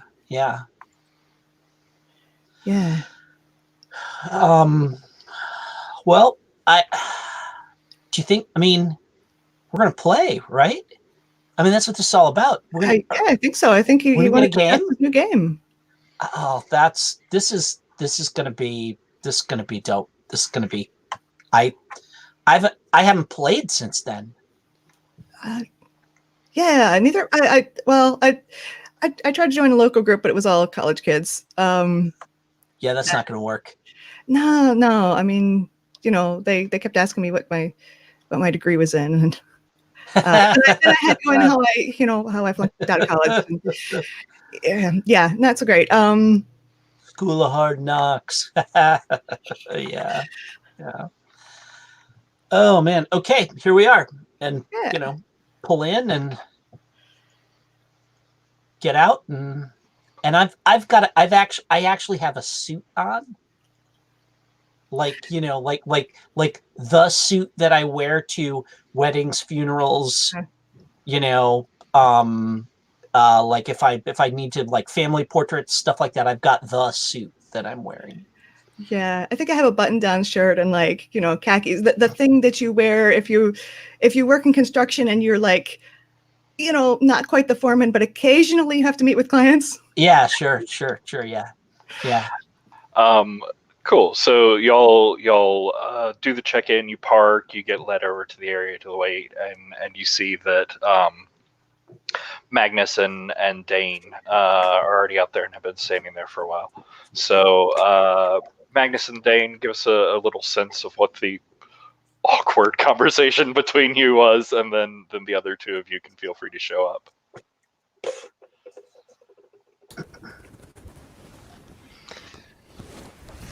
Never thought I'd be coming back here. That's what you're supposed to say, right? Yeah, I mean, I've always hoped I wasn't going to come back here. Well, we're not really. Yeah, I mean, well, we're not, but we are, but not like that. Yeah, I know what you mean. I mean, I don't know. I mean, playing again would be kind of cool, I guess. Yeah, I'm curious what Barrett's been cooking up. Yeah, I mean, I hope he's got some good new stuff. Like, I don't know if you even saw the news, but playing like World of Warcraft, they're nerfing my freaking class again. Like, I'm so tired of that stuff. Like, I want to play some real stuff now. So I hope Barrett's got something new. Yeah, I haven't really played any D&D in a long time. I looked into it a bit when I got out, but it was actually pretty different from what Barrett was doing. I don't know. It just felt weird. I'll read the Wizards news page or whatever sometimes when I'm bored. But yeah, I don't know. They got away from the old stuff was good. The stuff Barrett was playing. This new stuff, it's just too easy. It's just for kids. I don't know. Nerds. But yeah, I mean, it'll be interesting to get back into it. I've been thinking about what kind of character I'm going to play, and I think it's kind of going to be pretty much a badass. Like, I don't know, like I got a lot of cool tricks depending on what Barrett gives us. Oh man, I didn't even think about that. We'll see. How's life been treating you otherwise? I got a good job. Working for a pet store. Doing the programming. How much programming do they need at a pet store? Well, somebody's got to program the point of sale system, and keep all. You got a special inventory system when you're dealing with pets and pet supplies, and it's a whole supply chain, really. It's pretty interesting stuff. What about you? You look really interested. I told you I was up for manager at, I was up for general manager, but that didn't work out. So I'm just, keeping on. Yeah, I mean, yeah, you'll get the promotion someday. Hey, you can be GM of your store, like run it like a game, right? Like the GM. Right. Yeah. Yeah. I mean, someday. Someday. Oh, hey. Hey guys, how's it going? Dan, I wasn't sure that Dane, I wasn't sure that's gonna be. Sorry. Okay, that's gonna be. Let's just call him Daniel. Okay. All right. I noticed that after I picked the name, I was like, like, oh, that's gonna throw me. All right.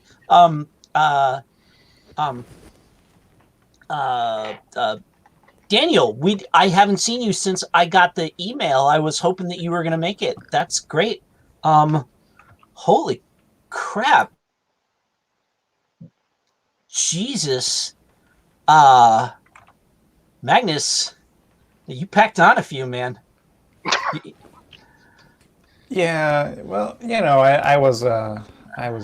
I had a very stationary job. I was kind of just sitting in front of the computer a lot.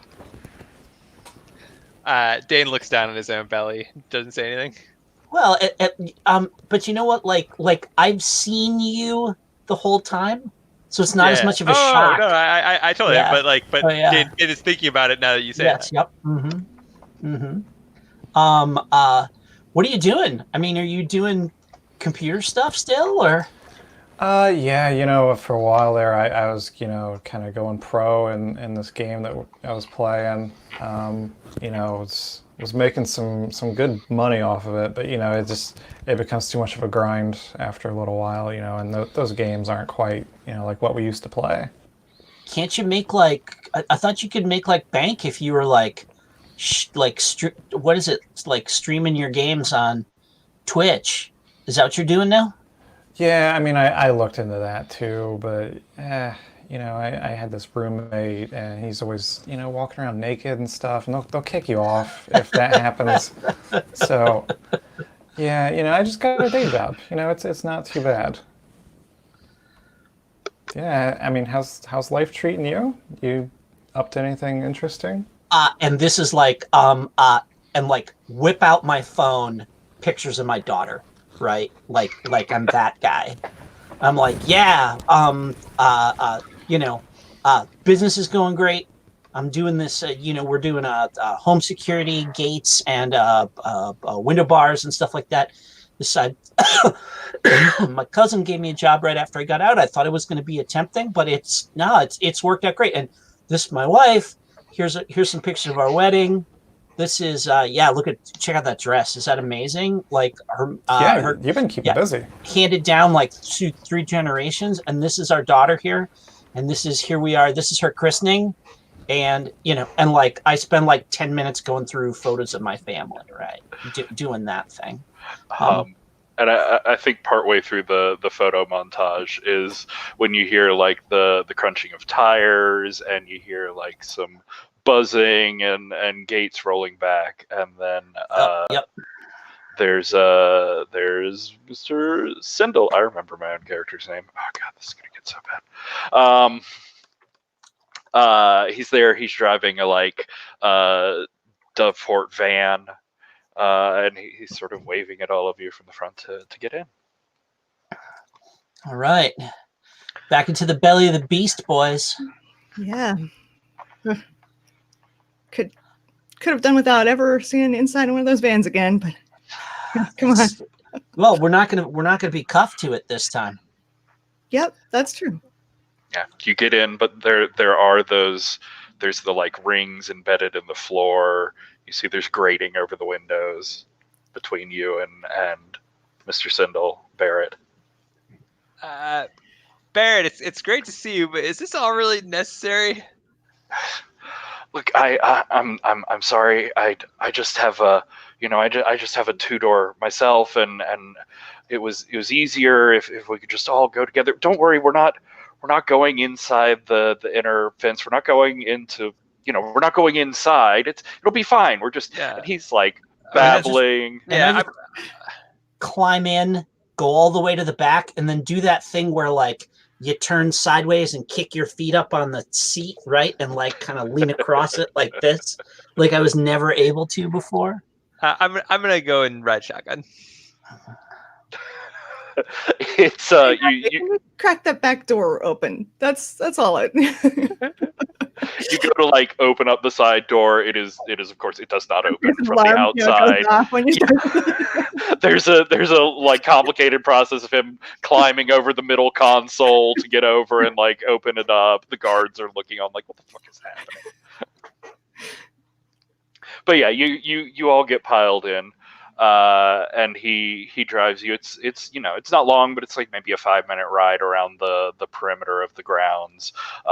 You know, the prison itself is like looming and gray and there the whole time, and he's just sort of chattering a little bit ineffectually about nothing, small talk until you get there and get up to the door of the building, and he's unlocking it as he says, "Now I'm so glad that all of you came. I know it was an ask coming back inside even a little bit into Doveport, but I really believe this is going to be important for the future. I think this is going to be important for Doveport and for all prisons if this can go well enough. And so I'm glad you came to try this."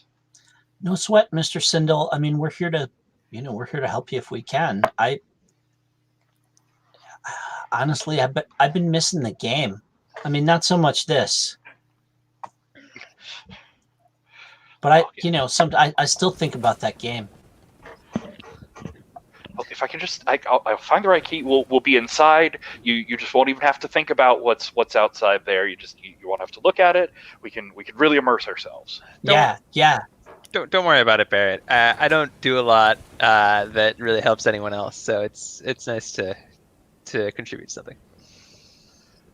Yeah, and I've got a lot of good ideas, for your game. Like I actually, on the way over here, I was thinking that, like, I had this whole idea for like a breathing system you could add, where you roll dice and make sure that your character keeps breathing, and if you fail, like, your character thinks about breathing, and then they take a negative on further rolls to breathe, and I think it's really revolutionary. It'll take your game to the next level. Yeah, he's nodding and doing the sort of glazed there'll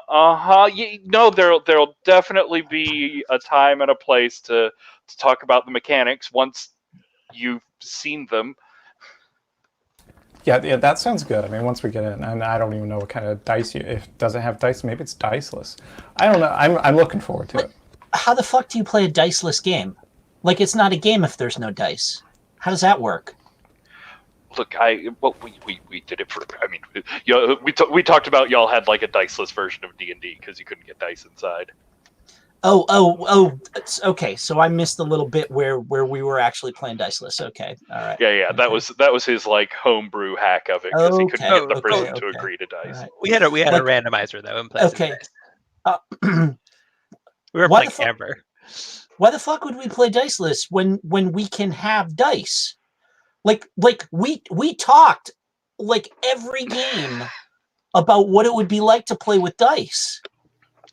Well, that's just the thing. And he finally finds the right key. It's been a good 5 minutes of him like fumbling for a key, then turning to talk to you, then remembering about the keys. He gets the door open and is leading you in. He says, "I've actually, as part of this proposal, there've been some new guidelines, and I think I can actually manage to get some dice into this game for prison use for future groups." Yeah, that's what I'm talking about. But there needs to be a lot of regulation and specificity on the dice. Yes, yeah, of course. I holy shit, we're gonna play with dice. You told us how awesome it was to play with dice. I've always heard of this playing with dice. So he leads you through the office. It's messy and unkempt. He was always sort of a messy person. But there's like a side conference room, which he opens up the door, and it's like a cop procedural crazy murder board, but it's all like fantasy maps and different like breakdowns of numbers, and you see statistical lines of dice and like different campaign paths and stuff. It is just it's buried in the detritus of solipsism and game design. Oh, Mr. Sindel, that is that big brain that I've been missing. It's Barrett, please. We're equals here. You're always going to be Mr. Sindel. I appreciate that, and I appreciate all of you coming. I thought back through the various programs I'd tried over the years, and of any of them, not only were you the most successful after prison, but I felt from you, all of you, a willingness, a need to change, to address problems in the world. And I think we together, we can really change something here. All right. No, I'm sorry, that's too much. We're just playing a game. We're just testing something out. And here, and he begins like No he's pressure. clearing off places. Yeah, Change the world. just it's fine. Just save everyone. But he's like shuffling papers off the table and making stacks and sort of like trying to get you all settled in. Yeah, just go around and I always liked to sit next to him. Like whatever. If he was at the head of the table or something, I like to be like right around the corner from him. I think we have like an oval sort of conference table. Yeah, so yeah, there's a place right next to him there. Because like I was completely unfamiliar with the game when we started. And so I had a lot of like, I do a lot of like, point my sheet at him. Now, what is this? Oh, that means you do that kind of thing. So like, teaching, like I was like, no kidding, learning the game as we played.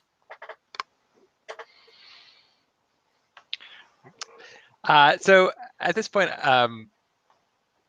Dane says, so I think Dane maybe played D&D a little bit in high school or something. He was maybe a little more familiar with the stuff than at least than Javier was.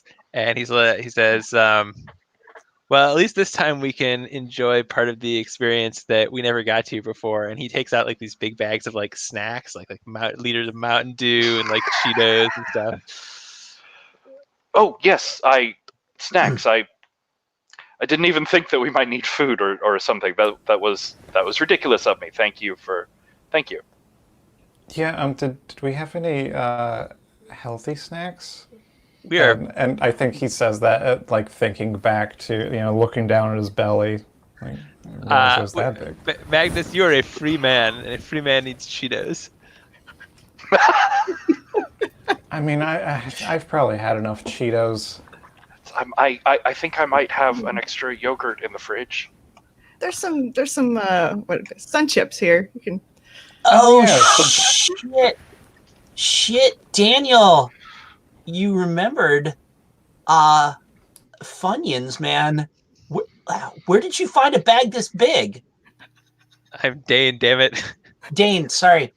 Like I said, that's gonna be a pain It's in the locked in now. Dane, That would be fun. Dane, where did you find these Funyuns? At Costco. The answer to any question that ends blank this big. Yeah, absolutely. I didn't know they don't have them at the one in my neighborhood. Oh shit. Well, next time you're around the west side, I just ripped the bag open and start popping them in my mouth. As you're animal. munching in and like spreading crumbs everywhere because No, like I'm neat about it. Like I cup a hand under my. Like, that's nice. I mean, I eat them like someone who gets hassled at home if he leaves crumbs on stuff, right? So minimal crummage, but Funyuns are a disaster of a cleanliness product. Oh, okay. So he begins like handing out the character sheets and explaining.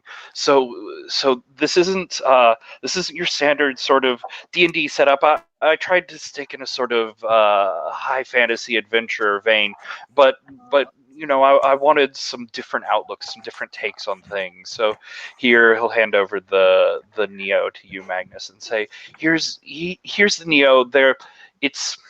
I'll admit it's a bit of a strange fit into the world, but it's someone who's trying to change reality and hack the substructure of what's around them, bringing a little bit of tech into the magical world. Here for you, Daniel. This is the Emotion Knight. They power themselves off of their own emotions, off of the emotions of others. They use it to fuel their battle and change the world. This is the Godbinder Dane. They broker deals and act as a bit of a haggler and middleman between the real world and the divine. They bring magic through for a cost. And Javier, this is the fool. I'm not like that. It's more the sort of archetypal fool, the hero who's willing to jump blindly into obvious disaster to save people, to achieve his goal, and gets out without a scratch on them. Can I be a ranger? Oh, there's not a ranger, but you do get a gun or a bow. How come the game doesn't have a ranger? Well, I'm still, look, I told you, I'm trying to develop and progress some of these ideas and introduce new themes into the game. You know, reform, educational, these sort of grant gaining themes. What does assign numbers mean? Don't we roll? Well, yes, you roll, but here, I suppose before we get much further, there should be, and he digs under a pile of paper, moves a couple books aside, and pulls out like a rectangular wooden case. He opens it, and inlaid in like velvet indents inside are a set of polyhedral dice. He reaches in, he grabs the D8, and he hands it to you, Daniel. He says, "Here, this is the D8. It's the only one like it in the game. It's yours and yours alone. Take it for your night." Okay, cool. He reaches in and pulls out the D10, and he hands it to you, Magnus. He says, "Here, for the Neo, this is the D10. This is your fate and this is your power. Take it because it's the only one in the game." And he pulls out the D12 and holds it in front of you, Dane. It says, "Here, for the Godbinder, the D12, the only one like it, unique, an artifact of the gods and an amplifier for your voice." I always wondered what you were supposed to do with these things. And then he pulls out the D6 and holds it out to Javier and says, "Here, this is a D6. It's really just like every other D6 in the game." It's just a regular dice. How come they all get cool dice? And I just get the regular dice. You'll have to get into it, but I think you'll understand. And then he reaches in and pulls out the D20. And this one's for me. Because I'll actually be part of this with you. I'll be playing a class alongside you. An adversary, perhaps, an obstacle, maybe, but a character. I mean, can I get the pyramid one instead? That's not for... It's not ready yet. Okay. Anyways, if you just look through, you start filling it out. It's the playbooks tell you most of what you need to know, but it's a pretty straightforward system. You have your stats that you go off of. They're like D&D stats. If you could just hold on to the dice for me, maybe just I'll tell you when it's a good time to just maybe not right now. Okay. Just I'm sorry. I don't want to. I'm sorry. It's here. I'll explain. And he's saying, so any time you need to do something, make an action, make a test in the world, you're going to be rolling d6s equal to one of your stats. Generally, you'll be looking for a difficulty. You get a success on the dice by getting a 4 or higher. And each action will have a difficulty. You'll need, say, 1 success or 2, or for something amazing, you might need 4 successes or more. So you bring together your dice, and there may be advantages in certain situations if you have the drop on people, or if you've studied your enemies beforehand, or if you've brought their particular bane to the battle. You can argue for advantages, and advantages, they give you extra dice to the pool. But there will also be problems, disadvantages, ongoing wounds, things that you didn't expect or prepare for. If there's a disadvantage in the situation, if there's just one, then you'll pick up the bad dice and roll it. It's another d6, but if it gets a success, it basically eats or cancels one of your other successes. And if you get two disadvantages, then it actually raises your difficulty by one. So, you know, they stack on either side, but it's a lot about planning and making sure that you get yourself in the most advantageous situation so that you can argue for a higher range of success. You also each have your special class dice, and they do more advanced things. You may see them as you look through the character sheet. You'll also notice some powers that have a special tag in them, or say that there's a special that can activate in certain situations. So anytime that you roll a 6, you could use those 6s to activate a special that you have that's relevant to the situation. If it makes sense, you can activate the same special multiple times, or you could activate different specials. So yeah, does it make sense? Is there any questions you have about these characters? I don't really understand any of this, but you know what? I didn't get any of it when we started, so I'm going to trust. I mean, you're going to tell me what to do, right? Definitely. Here's one thing you need to do. Your die. It is like all of the others, but we do need a way to differentiate it from the others, so we know which one is your particular die, Javier. So if you could just draw a symbol on one of the sides, and this is the Fool's 6 power, where basically you're going to choose a number side of a d6. That's going to be on your special die. Whenever it rolls, it's going to activate one of the 3 specials below. Either you draw an X, an O, or a V, and that die can activate that special there. So it like kind of turns it into a 6, sort of. Yeah. So, I mean, I want to put it on 1, right? That does make the most sense. There is, I suppose that is worth mentioning. There are critical failures. If you don't get any successes on a roll and you do have a 1 showing, then it leads to a critical failure, and let's just say bad things happen going forward. So yeah, if you covered up that 1, then that die could never get you a critical failure. Well, shit, I'm gonna put it on the 1 then. And which mark are you going for? Let's see. Yeah.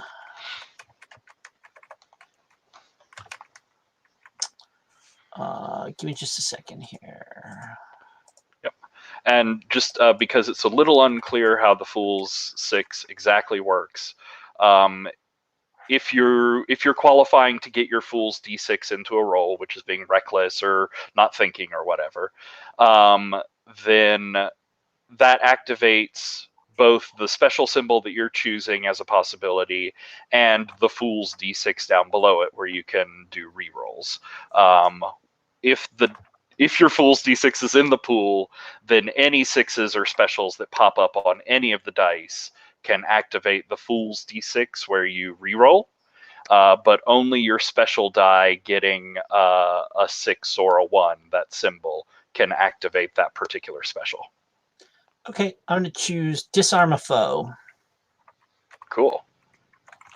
I feel like that's like using arrows to shoot weapons out of people's hands was almost certainly a feat that I had back in the day. So nice.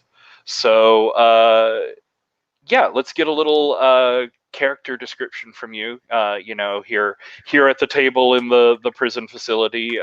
Describe to the others what your class is about, what your character looks like, what their in-world background is, that sort of thing.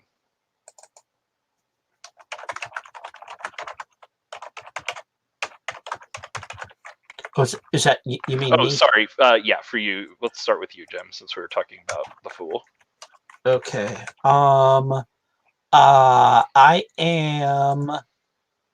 My name is El Acierto, which is it's like in English it would be like the bullseye or the direct hit, right? And he goes around the city, and he's got like a black cape, and he wears black leather, and he's got like a mask that covers the bottom half of his face, and like a hood that he pulls down, so you can like just see his eyes, right? And he's got like a cool bow with like where like it's like it has wire instead of just a regular like rope pull, and it's got like pulleys and stuff that means that like he can like shoot an arrow through a door if he wants to. And like he does a lot of like running around, like running on top of the rooftops and stuff like that. And like when people in the city are in trouble with like the city guard, he helps them out. That's like his whole thing, is like when the city guard are like roughing people up or like shaking down business owners and stuff, he helps them out and makes sure that and like everyone on the city guard is like terrified of him, that he'll like, if they're getting up to no good, that he'll just like appear from a rooftop in the night and like take them down. Cool. So he has a name in the city, both with the guards and with the people on the streets? Oh yeah, El Cierto. Yeah, that's what they all call him. Yeah, no one knows what his real name is. He's never told anyone. His background is mysterious. And the common people, the people that he works to protect, do they fear him or do they love him for it?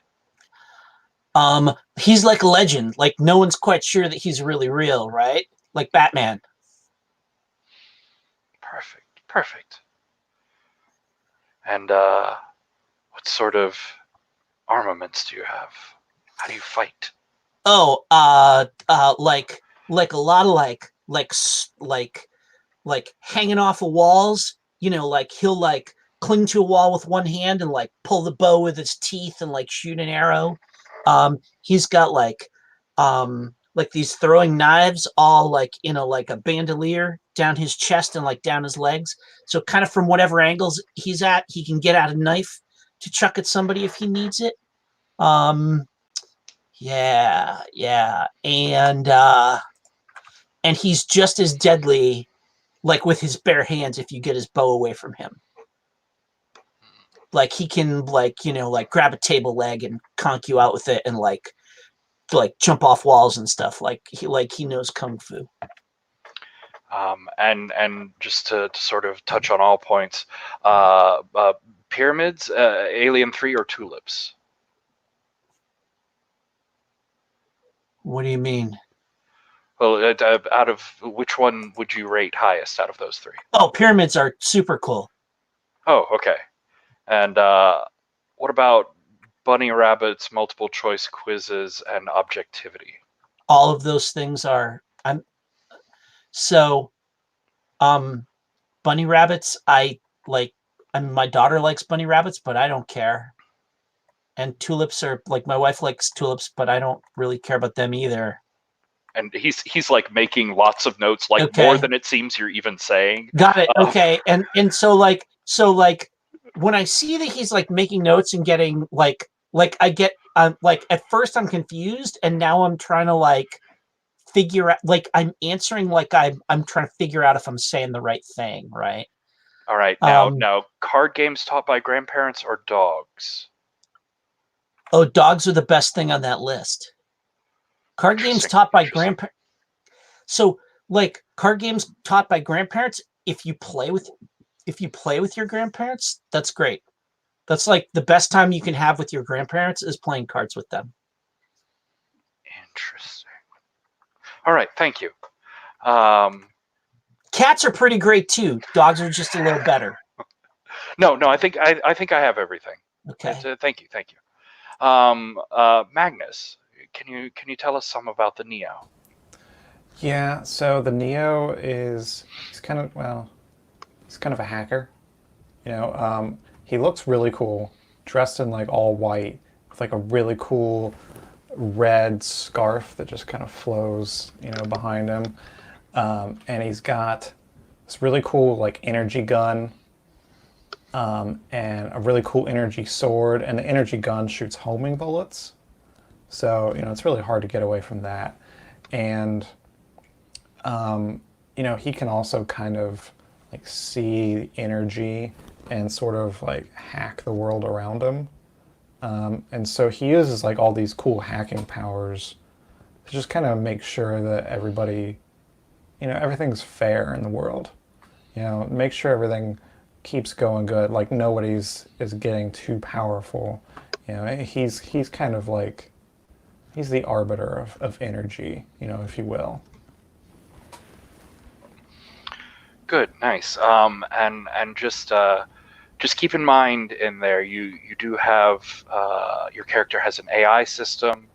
It's always available to you, and doesn't cost anything, doesn't cost any fair gold to bring up. So if you ever have any questions that you would want to ask about the world or about the situation, remember you can always turn to. Yeah. I have that AI system, and the AI system's name is Gypsy. It's like GPS, but like a name. So yeah, it's Gypsy. It's my AI. That's beautiful.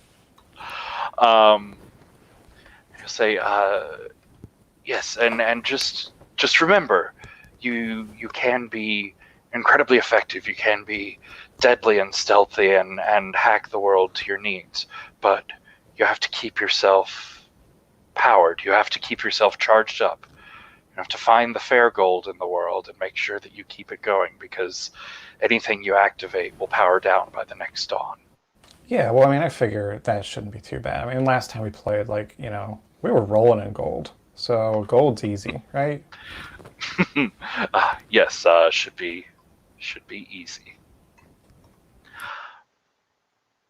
Daniel, tell us about the knight and the emotion that you've chosen. Yeah. Yeah, my knight character's name is Astrid Crow, and I picked, this is gonna sound stupid, but I picked Terror because I think she's normally pretty chill, but like when shit gets real, she just fights like a trapped mountain lion. Good, nice. That's I think that's probably a wise choice. There's some dark paths that some of the knights can go down, but I think in any sort of violent situation, some level of fear, that's an appropriate response. That makes sense. And don't forget that it's not just about your emotions. You can draw on the emotions of others around you. You can take people's fear from them. Use it to power yourself, certainly, but isn't that a wonderful goal just in and of itself? Yeah, and I mean, yeah, it's a game, and bad shit happens all the time in games. There's lots of reasons to be scared. So, yeah, it sounds good. So, Astrid, what does she look like, and her weapon, her special weapon, what does it look like? She's got a sword. It looks like just a normal sword, I think. Because otherwise she'd have to like constantly keep people from taking it. But it's just, if it just looks like a normal sword, then nobody bothers. But it's really like, it's like lightweight, and when she uses it, it seems to move even faster than like she's a pretty good sword fighter, but it like this sword just speeds everything up. Good. And as a knight, do Do you think that your name is known out there? The deeds of the knights are amazing and beyond normal people's capabilities. We know that. Oh no, Tabsy, tabs. El Cierto is known amongst the people. What about Astrid? I think she's just starting out. Interesting. So, like, maybe some people near wherever she lives have heard of her, but like not everybody in the world or anything like that. Just keep in mind, if you fear it strong enough, if you feel that deep down inside you, there's very little in this world that you can't overcome. He says like that's supposed to be comforting. And Dane, tell us about the Godbinder. Yeah, so my character's name is Blockhead, and you said that mine is the only 12-sided die in the world, so like it's like the shape on his helmet, and it's also the shape on his hammer. He's like a big, huge guy and big, like blocky polygonal armor, and he's like a mercenary for the gods. Like when a god's like believers are being like oppressed or they're in desperate straits, like when they pray to their god, like their god like sends me for a price. Interesting. So you're the heavy for the gods of this world. And very visually thematic? Yeah, why not?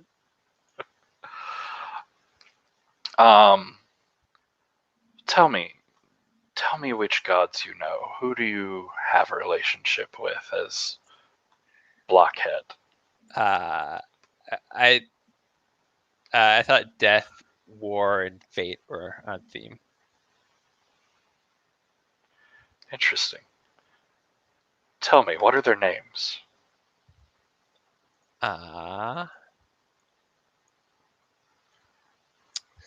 Let's see. Sorry, I'm looking at my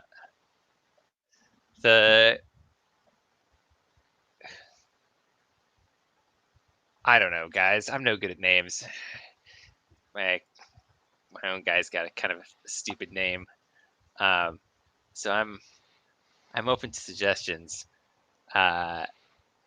Let's the death god. I think he just doesn't have a name, or maybe it's like a kind of like a death rattle, like clattering, rasping sound.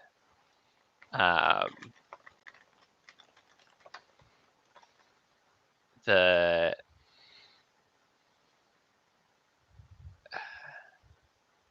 god of fate. We'll call him Mr. End. And the god of war, the Red Lady. Those are amazing. I love those. Cool. So tell us, how did Blockhead first meet Mr. End? What situation? I think he was lost in a labyrinth, and he met a fortune teller in one of these like endless rooms in the dungeon, who offered to tell his fortune and help him find his path, and that was Mr. End. Interesting. And the Nameless. What was the first time that you ran across the Nameless? I think I died, or I thought I died, and I had a sword in my side. I was lying in a ditch, and then I felt that I was drowning in a river, and there was something huge under the water that picked me up and returned me to the shore. I woke up.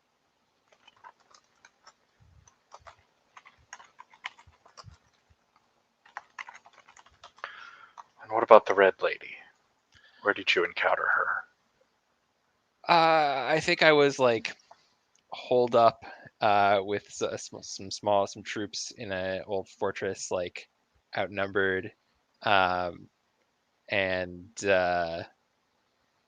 yeah, so we were just like hunkering down there for several days, and then on the seventh day, when the last of our oil was used up, a great flaming vision of a woman appeared in the fire and urged us on to victory.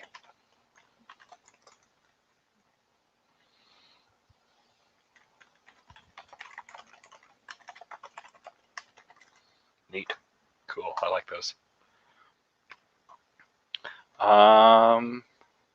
Good. Good. That sounds interesting. I will be playing the Warden. They're here with power over this world, over the rules and guidelines that make up everything. They have the strength to change what needs to be changed. But we'll see how much you agree or disagree with that path. Do we all feel ready? Yeah, let's roll some dice. Okay. Yeah. And there's a particular ritual to start this game. I'd like everybody to pick up their dice together. He picks up his, holds it in his hand. I want you to close your eyes. Hold your hands out over the table. And now, without opening your eyes, open your hands. And as you do, there's, the table, it's right below your hands, but it seems to take a couple of seconds too long before you hear a clatter onto something metallic, something strange. And when you open your eyes and look around you, you're not in the same room you were. You're in a giant room. You almost think an empty space. You almost miss the walls at the edges. The floor below you, where the dice sort of rest in an oval, is cold, riveted metal. And you see no windows, one door on either side of the giant room.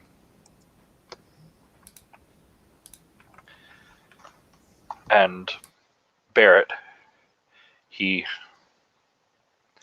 looks down. He refuses to look any of you in the face, and he says, this world needs to change. There are costs to that change. I'm sorry that it had to be you, but I knew deep down you would agree with this work. And he ducks down, grabs the die off of the ground, the D20. As he does, this light shines from inside of his fist and works its way up over his body, reforming him, remaking him, until Barrett towers almost 8 feet over you.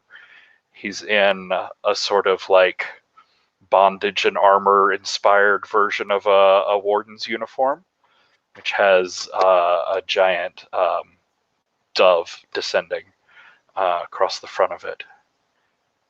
And the last thing he says before there's a sound of like resounding metal and he just vibrates away into nothingness is, good luck.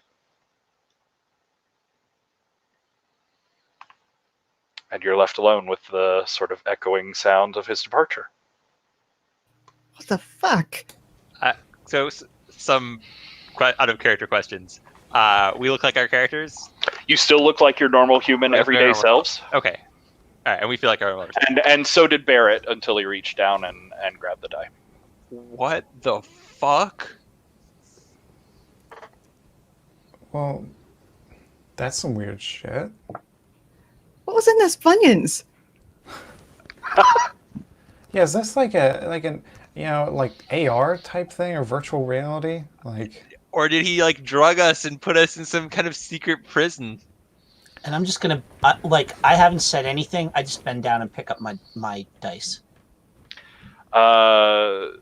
So yeah, describe to us, and feel free to go as Magic Girl transformation as you want. What this transformation looks like and how you've changed. Yeah.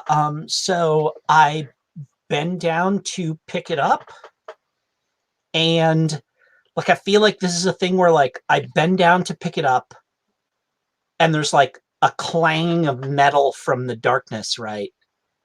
That causes the other three to look away just for a moment. And there's like, like a snap and rustle of like leather and stuff like this. And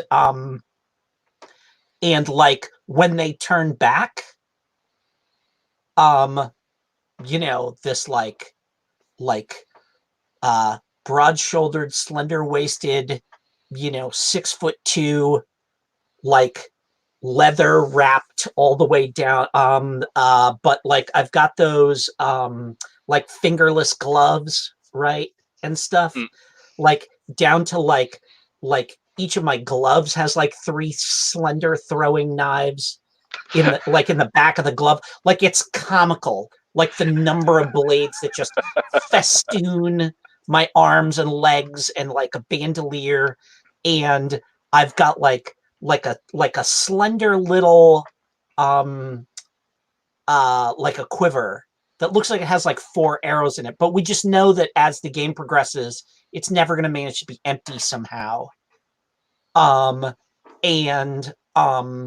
Like that's, and there's like a cape that's kind of one-shouldered over it, kind of slung down the side so that the arrows are free and everything. And I'm holding like this kind of like just what looks like kind of like a metal rod there. And I look at it, and like my eyes narrow a little bit, like I'm smiling under that, that pull-up mask, right? And I kind of do one of these, and it goes shing, and the ends come out, and and like the bowstring pops out from where it was, inside there. And I look at it, and I go, "Fuck yeah!" And your D6, your die, it embeds somewhere in your body and becomes a part of you. Where is that?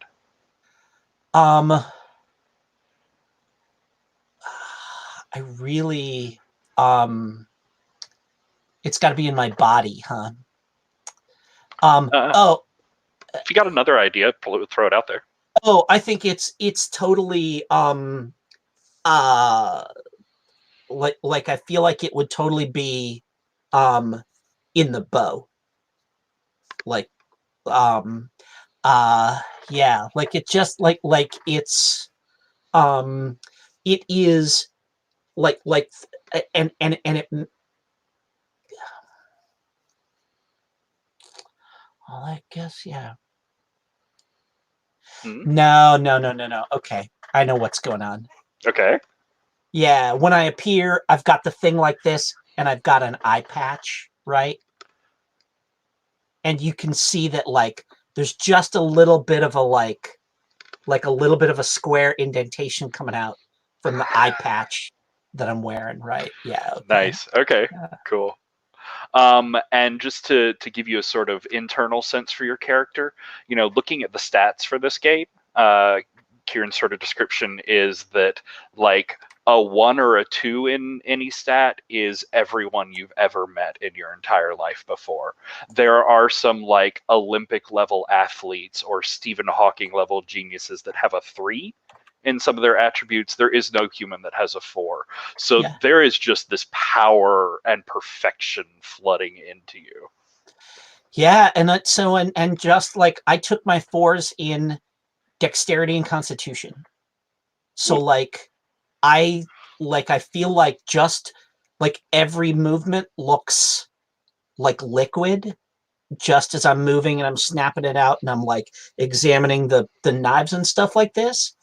And I have that and I don't look like a great big mountain of a dude, but I just have that um like Burt Lancaster in his prime kind of thing going on, right?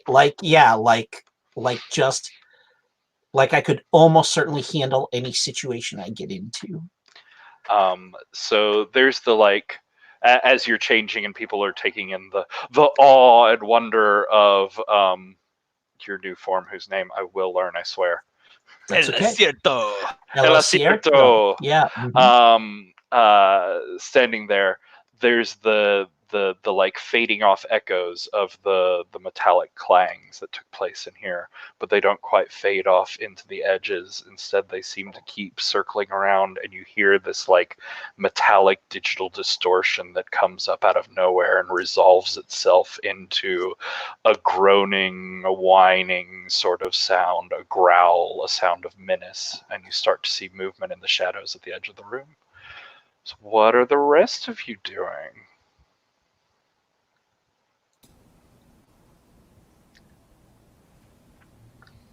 I think I'm gonna pick up my die, almost just like reflectively. Like if you just drop something on the floor and just like. Cool. Yeah. Tell us about Dane's little transformation sequence here. I shouldn't say little. Dane's transformation sequence here. And where does this die end up in you? So Dane like picks up the die and it starts to like grow and like kind of like inflate, and then it kind of like pops open, so it becomes like the plan of the thing, right? And it's like big and made of metal, and then it like flips up and just like wraps around his head, and he starts like freaking out and like thrashing around on the floor, like trying to get it off. Do any of you guys like try and help? Yeah, I think so. Like, Dane, what the fuck? What? No. And then like trying to pull it off of you. And so like just like more like metal starts to like unfold, like the armor starts to like just like flip out essentially, and like Dane himself is like bulking up, but he's like thrashing around. You probably get thrown. Yeah, or at some point I have to like yank my hand away because the metal was about to close on it. Yeah. So is the D12 helmet like completely enclosed around him? Yeah, I think the answer is yes. Okay, cool. Hence his name. And yeah, he staggers to his feet with his like gigantic like warhammers, like full plate. That's amazing. I love that idea of like the die just enclosed. That's I love that. So you're standing there in your resplendent and angular-headed glory, and the growls, the moans, they get closer. El Asiento, closer. Acierto. It was so close. It's okay. I tried to do it from a different tab. I was like, I can get it. I can't. Oh, good. El Acierto. You see these figures in the shadows. They resolve into forms that are lurching brokenly and like syncopated steps towards you. You see the face and slack jaw of a being. You wouldn't really call them human. They seem dead or different. They seem wrong. They seem rotten. There's like electrodes and bits of metal coming out of their skin. They're sparking behind their eyes, and you see one who catches sight of you and just begins lumbering towards you. And you see another one that has locked his eyes onto that D8 just sitting out there in the middle of the floor, and it literally falls down, scrabbling at it so fast, and begins like crawling hand over hand towards the die. Yeah, so I like I've got that bow, and I whip around, and like Green Arrow on TV style, you know, like arrow is out in the bow I've drawn and shot it like almost faster than you can follow at the die to hit it in such an angle as to knock it into this is Daniel's die, right? Yes, this is Daniel's die. Yeah. Like I'm shooting it so that the die goes ping right at him so that he has to catch it. Cool. Let's do a little roll here. Yeah, sure. This is definitely going to be dexterity. Yep. I can't think of any advantages right off the top of my head. I can think of one disadvantage in that you're ignoring the one that's coming right at your face to shoot this. But Yeah. Can you think of any advantages you can argue for? Oh, the die wants to be in Daniel's hand. You know, I think that's fair. Like it's like it really, like the whole point of its existence is to get into Daniel's hands. Okay, so I think being the first roller here, Jim, you get to make a very important decision for the table, in that we're using Roll for Your Party. Roll for Your Party has a choice for numeral D6s and for pip D6s. And we need one type of D6 that is the bad dice, towards which we focus all of our animosity and failures. Is the bad dice pips or numerals? Pip dice are the worst. I played this with Rich Rogers before, and he was like, "Pip dice are the only dice." So this is great. No, this pip dice are the worst. No, because like pip dice are different than all the other D&D dice. Like a number D6 makes it a D&D D6, a role-playing D6. All right. So anytime that I tell you need to roll the bad dice, you'll add one pip D6 into your roll. So this is going to be dexterity, which is 4. You have one advantage, so that's 5 dice. And you have one disadvantage, so that is the bad dice. Cool. And when I roll, they're green. Cool. Oh, boom. Wow. So yeah, that's 4 successes. And one of them is a special, if you have any specials that will apply. And what's the deal with rolling my full die? Oh, the one came up. That was on your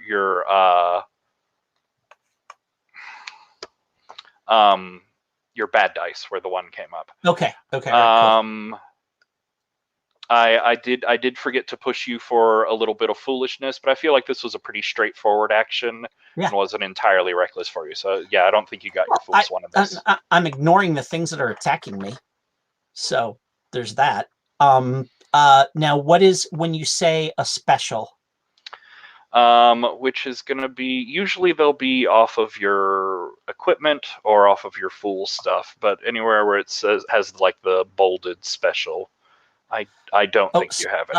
Fool's D6. If your D6 is in your possession, it is added to a dice pool anytime when the character is acting in a cavalier fashion. In any dice pool where the Fool's D6 has been added.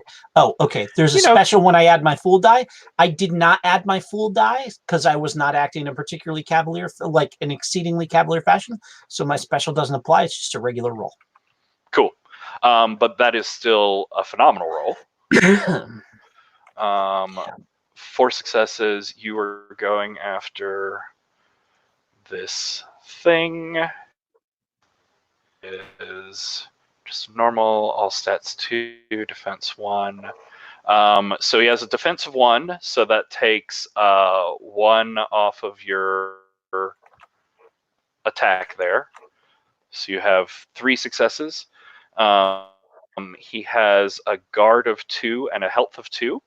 And guard is sort of your uh-oh,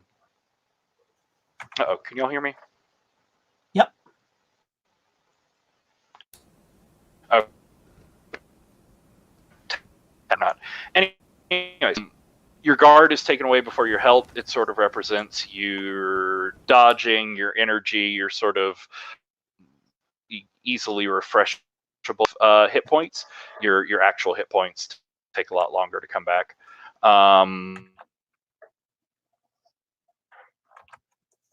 to take one of his health, and you're not shooting at a guy, you're shooting at the thing. I'm sorry. I got very into that. Yeah, you got That's 4 okay. successes, and one of them was a 6. You absolutely succeed. Just shit. Daniel, tell me what your transformation looks like, brother. God, like I think I catch it and it goes through my hand, and then it's like, so it's almost like a tattoo on the back of my hand. And I think it's just like I go sort of blurry and like just you know, like you're looking through a camera and it's, you know, it's moving a little bit. And then, you know, when or like for some reason, you know, your vision just blurred right in that particular spot of your vision. But then when it clears, yeah, this kind of like tall woman wearing this, you know, kind of long brown coat and like leather armor and carrying a crossbow and a sword is standing there. Nice. And I'm looking down like, don't say anything.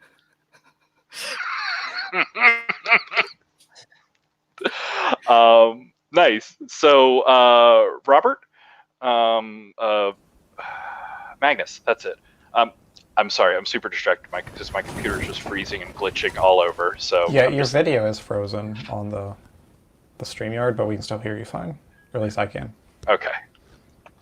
I'm just trying to not let it get into my head. Anyways. So yeah, I think I would see everybody else going on in front of you. Yeah, I'm just gonna reach down and pick up my die. I mean, everyone else is doing it, and they all look badass. So yeah, I reach down and pick up mine. They do look pretty cool. All right. So then yeah, think, give us her final transformation sequence.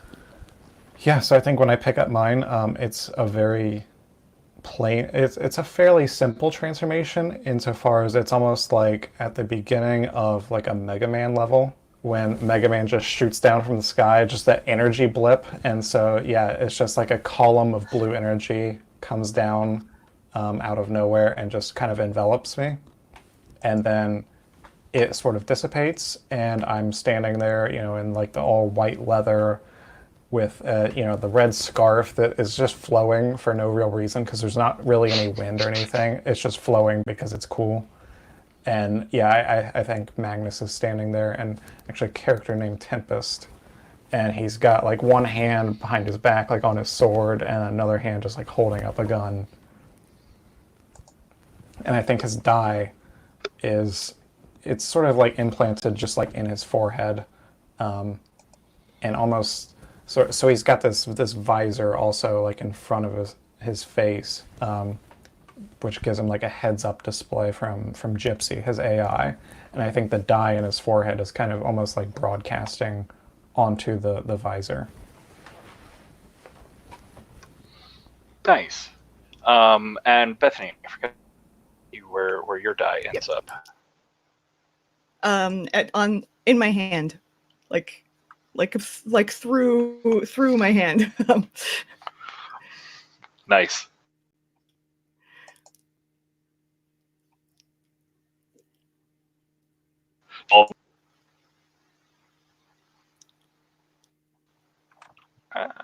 This is getting worse.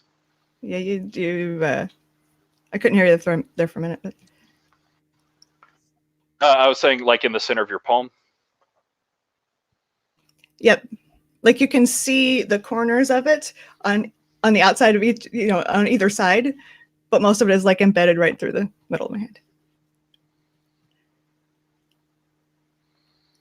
Okay, that's awesome.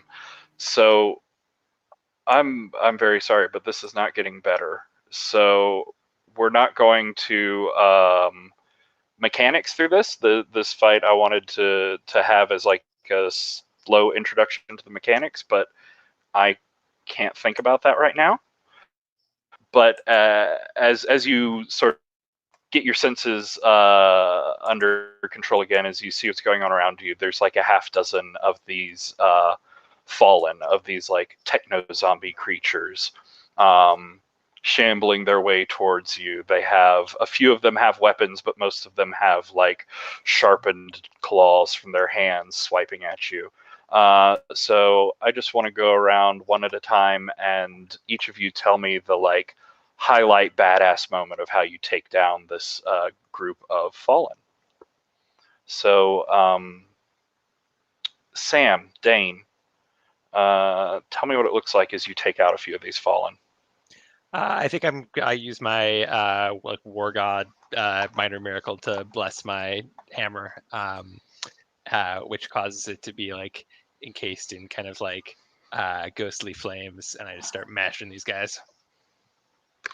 Nice. Does it leave like spectral flames on them? Yeah, or maybe it leaves spectral flames or scorch marks. Nice. Cool. So apparently your friend can see through that weird thing on his head and is angry at techno zombies and pretty good with that hammer. So Jim, el acierto? Did I get it? Yeah, and it looks like you said there's some kind of flame from that hammer of yours. Yeah, it's kind of like a ghostly flame. It's not fire. Got it.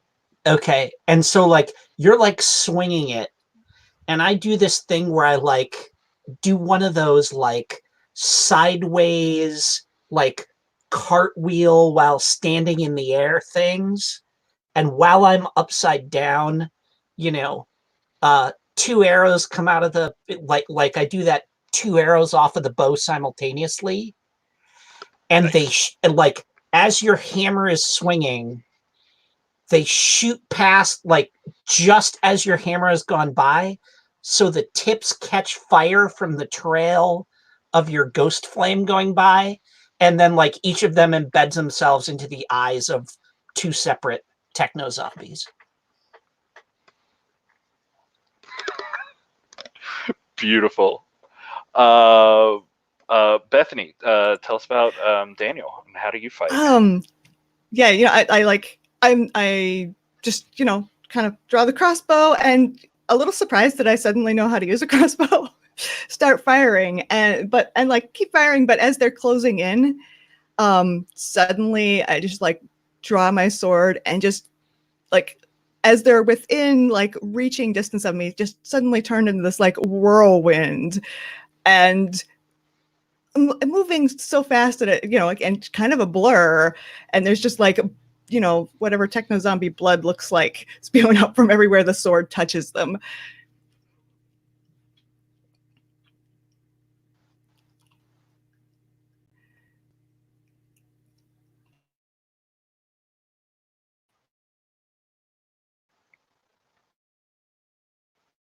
Nice. Wildly frustrating. Yes. Okay, cool. Robert, wrap up this fight with Magnus.